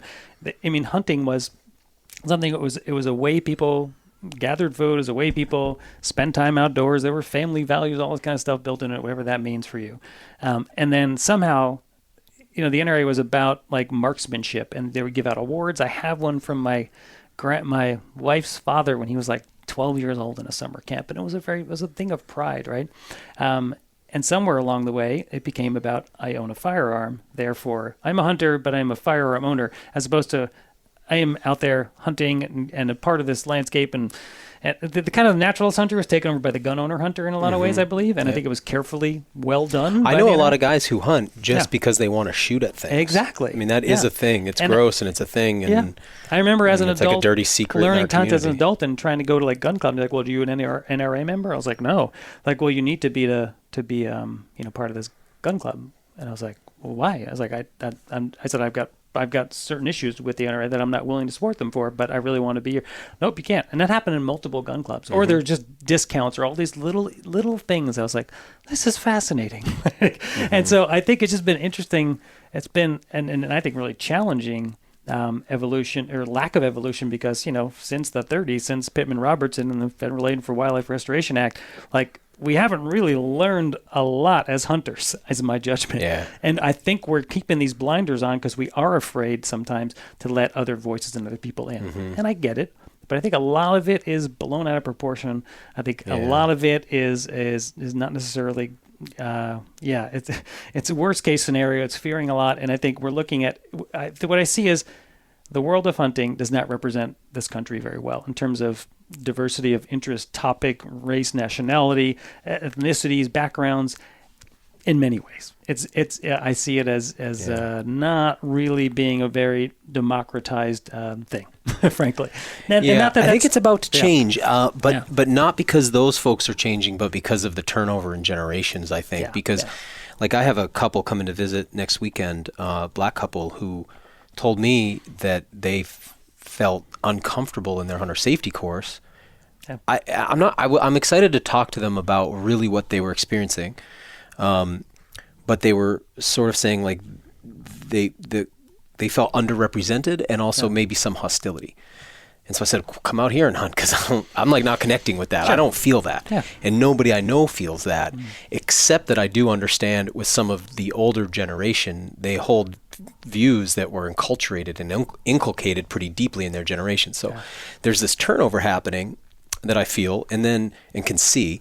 And then also, Grant and I have spent some time up at the department with their R3 program, and we're seeing that there's a merging of rec and hunting, because the enemy of my enemy is my friend, almost kind of a thing, right? Where it's like, we are going to have to team up because we actually want the same things, and the threats that we face are way less from each other than they are from, those who are basically gobbling up the earth to get to Mars, right? So I think there is going to be, but it's not going to come from the NRA, who I think even in the gun community, I'm pretty active in the gun community. It's like most everybody's now seeing the NRA as like a ship that's going down, and there's fresh blood organizations that better represent people.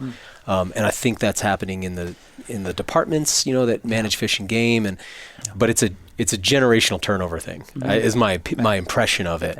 But it is changing. It's changing fast. But some of that old stuff is pretty hard to see. Yeah, and I mean, and I don't think there's this evil scheme with people behind the scenes, But I think the way it was designed was great for a while. But one of the issues with a lot of the funding for the management of fish and wildlife, we'll just say for now, being limited. Somewhat limited to the funds that come on a tax that comes from hunting, which, by the way, was already a tax before the Pittman Robertson Act. It was just a change of the designation. Say if you bought a shotgun the day before the act went in place, you would have paid the same price as the next day. Hunters weren't being like, hey, take all my money and let's do conservation. No, it was just a really smart accounting move, frankly, and good for them. I think it's great. And we tried to do it with outdoor gear in the 90s with teaming with wildlife, and it didn't fly because, unfortunately, manufacturers like Coleman and other big outdoor equipment come and say, oh, no, it's going to cut into our profits.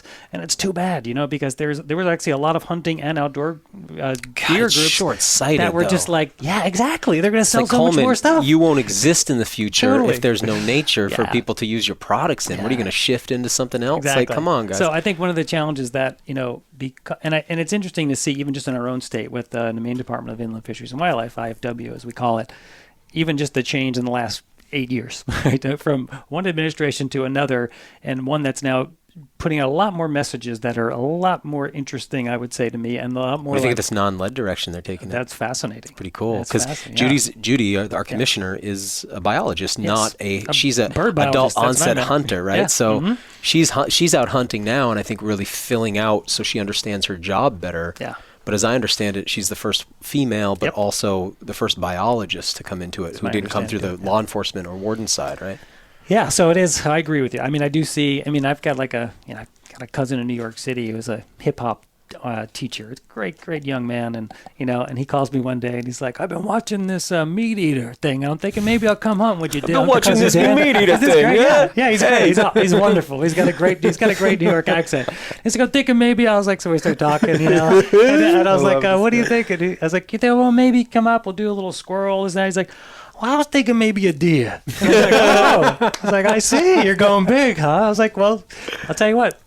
after we get some squirrel, we'll go get some deer. It's so funny because I'm getting ready for my friend's visit. They were like, well, can we hunt deer? I said, can we start with squirrels? And it was like, they really wanted to start with deer, but we only have 2 days. And really, and a half of that needs to be shooting lessons and tuning up on the guns. And it's like, it's not like that. Like it's not, unfortunately, it's not like that, but I can for sure walk you through the entire process and we'll eat squirrel. Yes. And you'll get to see it start to back if we start small. And they're great training for deer. I mean, at least the way I hunt squirrel and deer, it's really similar. Man, I got into the woods squirrel hunting this week and it has tuned me right back up, right? Exactly. It's like you knock the rust off and sharpen up the edge.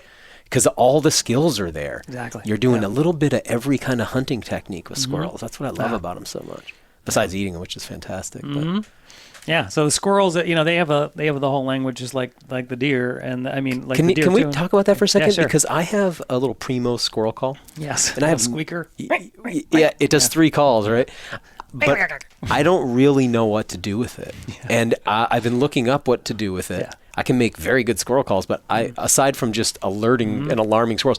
Now, I've had them come in. You remember those 2 that came in last year? It was a bad year, and we almost saw no squirrels, but we got those 2 to come in because I started making racket with that, and they were just like, what the hell is this, is my impression. It wasn't like I wasn't like, the Pied Piper calling them in. Sure. They were more like, who is this over here, and we got to go check it out. Yeah. But it was like, a more get lucky kind of a obnoxious noise. Yeah, I mean, calls in general with wildlife are lures. They're lures.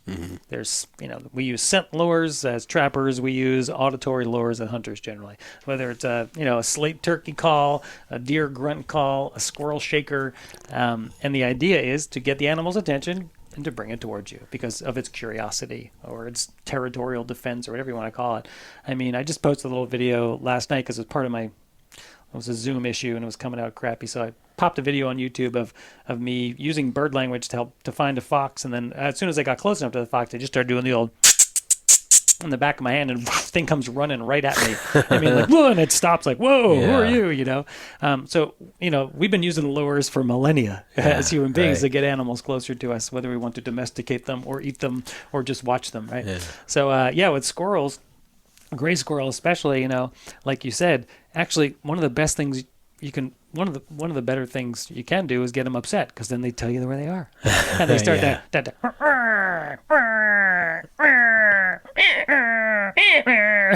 and then you're like, okay, I'm coming in. I mean, and unfortunately they're often way up high and there's often not a safe shot depending on how you're hunting them. But if you can actually get different quieter calls that aren't full-on alarm calls, little contact calls back and forth, then you might be able to get them to come down or put themselves in positions that are. What would like a contact call for a gray squirrel be like? Kind of like a these little ones. They're putting out their little ping or what? Yeah. Well, often it's to another one. Okay. I mean, squirrels actually communicate a lot visually, so their tail is one of the most important things for them for others to notice. It's like a whole. Yeah. It's a whole sign language. And then olfactory, too. Squirrels leave scent a lot. So if you ever just watch squirrels, you might notice, like, as they're going over certain branches, they'll stop and they'll, like, bite, and then they'll actually rub their cheeks. It's hard to see if you don't know what they're doing or you can't see it slow down because they have to go, and they're done. You're like, what was that? It looked like and so sometimes they're doing things like, red squirrels are actually tapping trees, like in the spring, right? We see them tap the maples a lot, and they come back and feed. Is that what they're doing? Oh, yeah, and it's a great sign. You can see it right on the trees. Yeah. Gray squirrels will leave what we call squirrel stripes right on like the lower part of the tree where they'll bite it all up and they'll rub their cheek scent glands on it, and then other squirrels will come and smell that and learn about the other squirrels, and they have these little scent posts. So that's a thing. That's a great example actually as a hunter where I can walk through a forest, find those squirrel stripes, and just park myself. They do that all year? Yeah, they do. They do it more at different times a year, but they use those. They visit those frequently. So you can sit back at a certain distance, whatever weapon you're using, at a proper distance, hide yourself, wait, and they're going to visit those marks a lot. I've never heard of this. It's not the most effective way, but it is a way, and I've used it in certain conditions where I'm like, well, I've never been in this forest before, but there's a nice squirrel stripe, so I'm just going to park myself 20 yards away and see what happens. Right. There's probably squirrels nearby because they usually only do it where they have a bit of a higher density of population. Like a nexus point. Yeah. Mm-hmm. Wow. Yeah, you're really selling me on this, man. I know that's not your intention. It's very clear you're just sharing your information. I'm psyched about it. But I've been like, this is stuff I've been on the outskirts of for a long time and have friends who are pretty deep in it, you know. My friend Arthur Haynes, who I'm sure you know, he's pretty into tracking and he's for years he's been like, he's never like really said it, but he's always kind of like, it's here, it's here. And I'm just starting to feel like it would be really, I'm kind of feeling like what I came into hunting and went really deep really fast, and I was at the perfect time in my life where I could do that, as far as like being at a time where I'd had enough, business success so that I had the space and, the access and all the kind of things came together just right. And now I'm seeing that, I see how I'll improve and get better over the years, but I also see that it's like a dead end, the way that I'm doing it for what my needs are to connect. Like I have at the time the type of person who wants to go further than that. So I need to figure out that avenue that leads me in there. And so some of what so it sounds like I need to pick up What a Robin Knows. Tell me about that real quick. Yeah.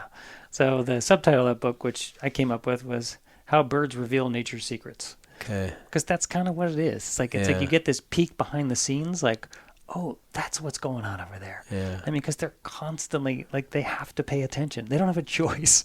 I mean, one of my workshops will list, like, I'll say, okay, let's list all the things that if you're a mourning dove, you got a nest. What are all the things that might eat your babies?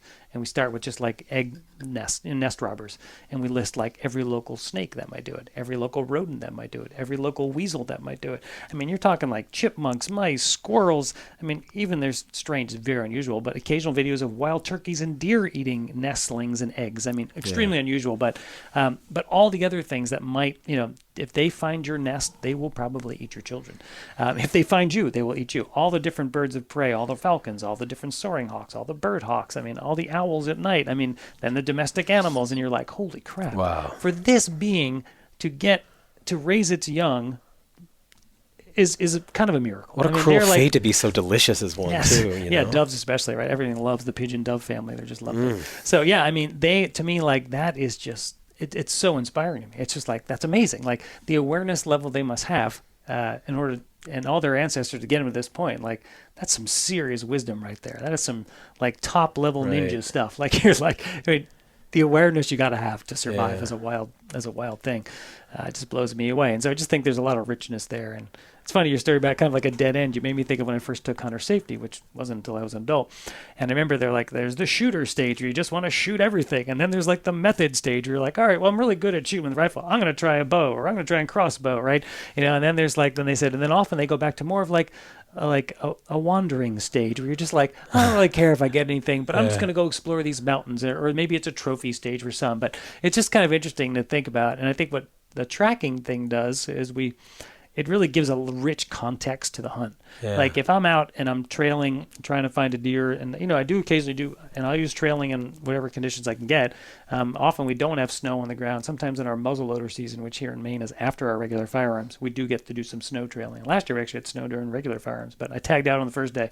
Good, bad. A lot of people did last year because of the snow. So it was like, all right, I'm going to trail, but like as I'm going along that trail too, like I'm learning so much more about what else is happening. Like, if I'm like, holy crap, like that's a bobcat scat. Like, I don't even know where. Now I'm thinking like, crap, I want to take that thing apart and see what's eating, but I got to keep following this deer. I'm going to come back and I'll come back and see what that bobcat is. I'm thinking like, well, I know the bobcat's den on that south facing rocky slope over there with the tells, but what trails are they taking to get here? So I just started thinking about trails, because animals will share trails and use each other's trails. And, and a big male bobcat will hunt smaller deer too occasionally. So then I'm thinking, all right, well, that's interesting. Like the deer are definitely conscious of the bobcat's presence. Like they have to be, even though it's unusual for them to get hunted by them here. But anyway, it just adds all these interesting other layers to me that I find fascinating. And they're all probably real for those animals. So. What's the pathway you recommend? I'm going to try to get you to promote some of your stuff, but I can see that that's hard. No, I can do that. To get you to do that. No, I can do that. Well, you're very kind in sharing and giving with your information here. Yeah. But what's the pathway? How do I personally, and I'll just assume everybody listening can benefit from you explaining, because I'm genuinely curious where I start, especially given that I have limited time and I need deep immersion in short periods of time. You know what I mean? Well, these days in the COVID times, I've been doing a number of online courses. I've been doing a course called Talking with Birds, which is an introduction to going down this path of understanding how birds are communicating with us and how we can do that with them. Exactly how you want to apply it is up to you. So we get people who show up there who are just like, people have bird feeders in the yard and bird baths and are just excited. And I also have bow hunters who are like, I want to know how I'm giving myself away when I'm sneaking in my stand or not. So, there's one way in. That book, What the Robin Knows, is also a good resource for people to get going down this path. I do a lot of, for folks who are very specific and they're like, all right, my time is valuable and I just need to know this. I do a lot of consulting, so I can come to a place and work with someone, or I can work remotely. So I could have you up to my place. Absolutely. We could walk my land together, because that would be really beneficial to me, is to get your view of what's on the ground there, and then to be able to maybe work remotely so that I could build up. So I'll do that seasonally with people sometimes. They're like, okay, if they have a certain application, they're like if they're more interested in a broader inventory of what's on their land. I'm like, okay, well, let's time it for 36 hours after a good snow, and then we're going to go out and we're going to do some transects. But some people are like, okay, I just want to wander this land and understand these habitats and know where my chances of hunting are going to be greater or lesser, things like that. And sometimes it's people who just, they just want to understand, like, maybe something as simple as the tree communities. And they don't even thought about that, and the foods that they might get from those trees or whatever. So I do some of that as well. And then sometimes I just work purely remotely in a mentoring relationship where they come to me, they say, here's my, they often come to me not knowing exactly what, but I'll give them, I'll kind of come up with a roadmap together with them, and then we'll get a path to get them moving down that roadmap forward towards some of those goals, and that I can help them through the lenses that I've developed over the years as a naturalist, as someone who's worked on trying my best to communicate with animals and what they're telling us, and as a tracker, someone who studies a lot of wildlife track and sign and understanding how animals move and interact. So, it's fun. Where do we find all that? Leadwithnature.com is the best place. Okay. And obviously on Instagram, you're pretty active there, it seems like. Yep, I'm there, and I'm on Facebook too. So, that's some of the best ways to get me. As a tracker, looking at the past, that back to the mammoth, to times of the mammoth, right? We have elephants on the landscape here, Camels, giant beavers. Giant beavers is 13 species of antelope. It's incredible, right? Oh my God. I know. Yeah. Oh gosh, I really like thinking about that time. Salamanders like this. It hurts that I can't ever go and experience it in a way. Like, I actually do feel like something visceral inside that's kind of like a sadness. But okay, so backtracking to that. To this moment, there's so much going on right now, but a lot of it, I think, is noise, and we'll a lot of this is going to pass, but there's some real stuff that isn't going to pass. We have to figure out this thing with habitat. We have to figure out this thing with how we're going to negotiate the changes that are going to happen to our landscape, that because of dominoes that are already falling, we have to figure out this population thing. If we are in fact responsible for an extinction event, we need to clean it up, right? So looking at the tracks, where are they leading, and how do you feel about the potential outcomes that you see? Not great. Yeah. I mean, I'm a very positive person. I can tell. Yeah, you're pretty buoyant. And I mean, we are, while science is a relatively young way to look at the world, there's some really nice, clear trends and facts. And I've been in the sciences for a long time and was, taught in faculty at colleges and all this stuff, and read the boring literature as well as the other stuff. And, we're documenting the decline. That's what we're doing. We are in the next big extinction. Now, extinctions happen and the world moves on. It's very different than the way it was. And so I think as human beings, we tend to be rather, and understandably so, rather attached to certain things in the world and the way things are. And there's little changes and there's big changes. And we're looking at big changes now. I mean, we're looking at massive changes to this world, massive scale, of changes in climate and changes in weather patterns and changes in ocean currents and changes in species assemblages and populations. I mean, the idea of a carrying capacity that a place can only hold so much of something is a real thing. We are in a finite system. When you look at that globe, you look at that beautiful sphere from outer space, there's there's no more inputs and outputs into that system that we're aware of at this point. Yeah, it very is little. a finite system. So there are only a little bit of so water many, coming in from space, maybe, but there are only not a so lot. many resources that we have to work with here, and I think we're failing terribly in a lot of ways. Yeah. And I think we're in a very challenging situation that we've gotten used to lifestyles, myself included here, that are not sustainable. But we're going to die, though. Sure. Our generation, it's a death sentence from the moment you're born, right? So Yeah. here we are, like our generation's phasing out, and you look back at the generations coming up, like they're going to have to solve this. Not realistically, not you and me, right? We'll probably get to play with these technologies right up to the end because it's so short term, right? Yeah. So, like, do you think they can? Well, so I don't know. Yeah. Daniel, I just don't know. Of course, but I'm always hopeful, but I'm also pretty realistic.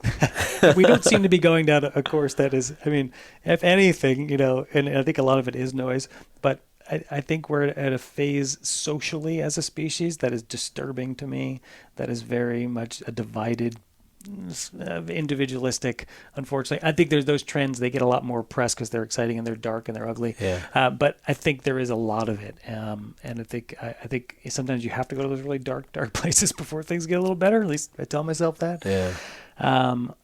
But I do. It's funny, even just raising. I've got 2 teenagers of my own now, and it's interesting to see them and how they navigate through their world, and they're in this super quote unquote connected, technology rich world, and so disconnected.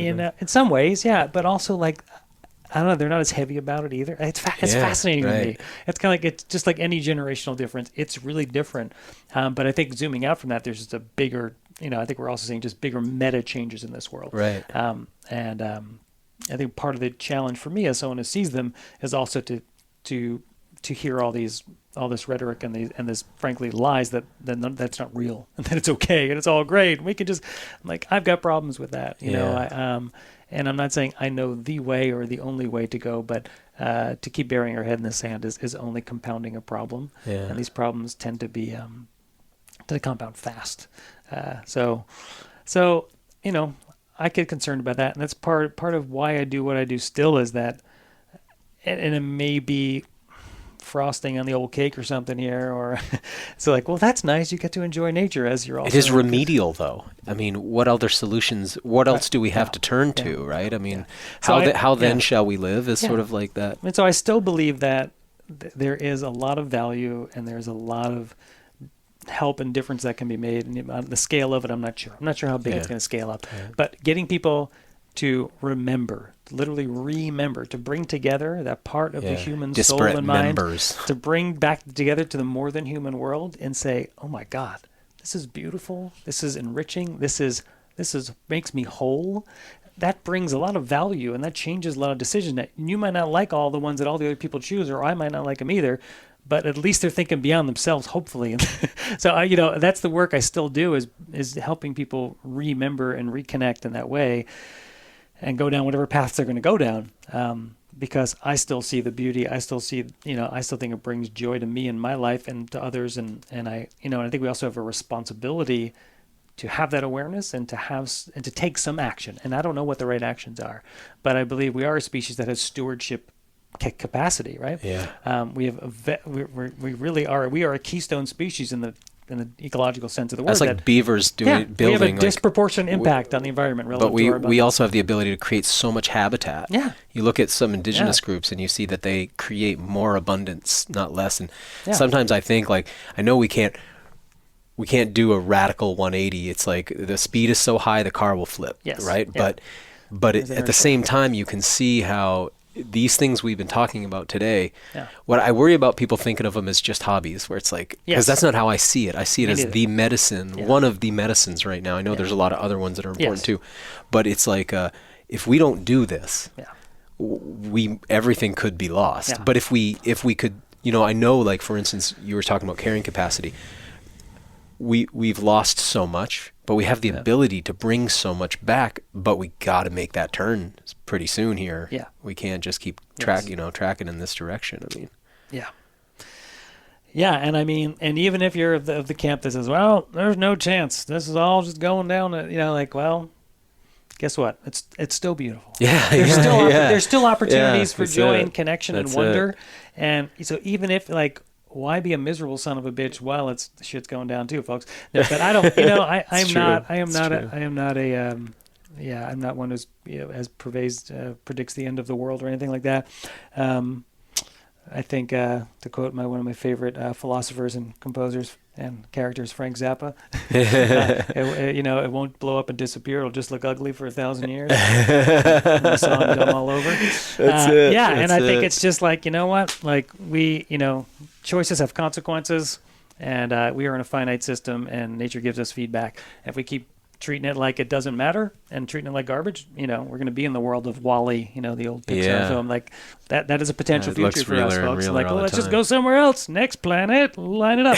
I think we have a duty to this planet, and in my own little ways, in my lifestyle and what I've done and what I choose, I do my best.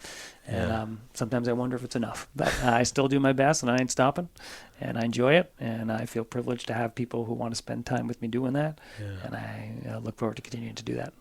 I just kind of want, if it's okay, I want to read this quote I got off your bathroom wall. Oh. Because I think it's a nice... Berry.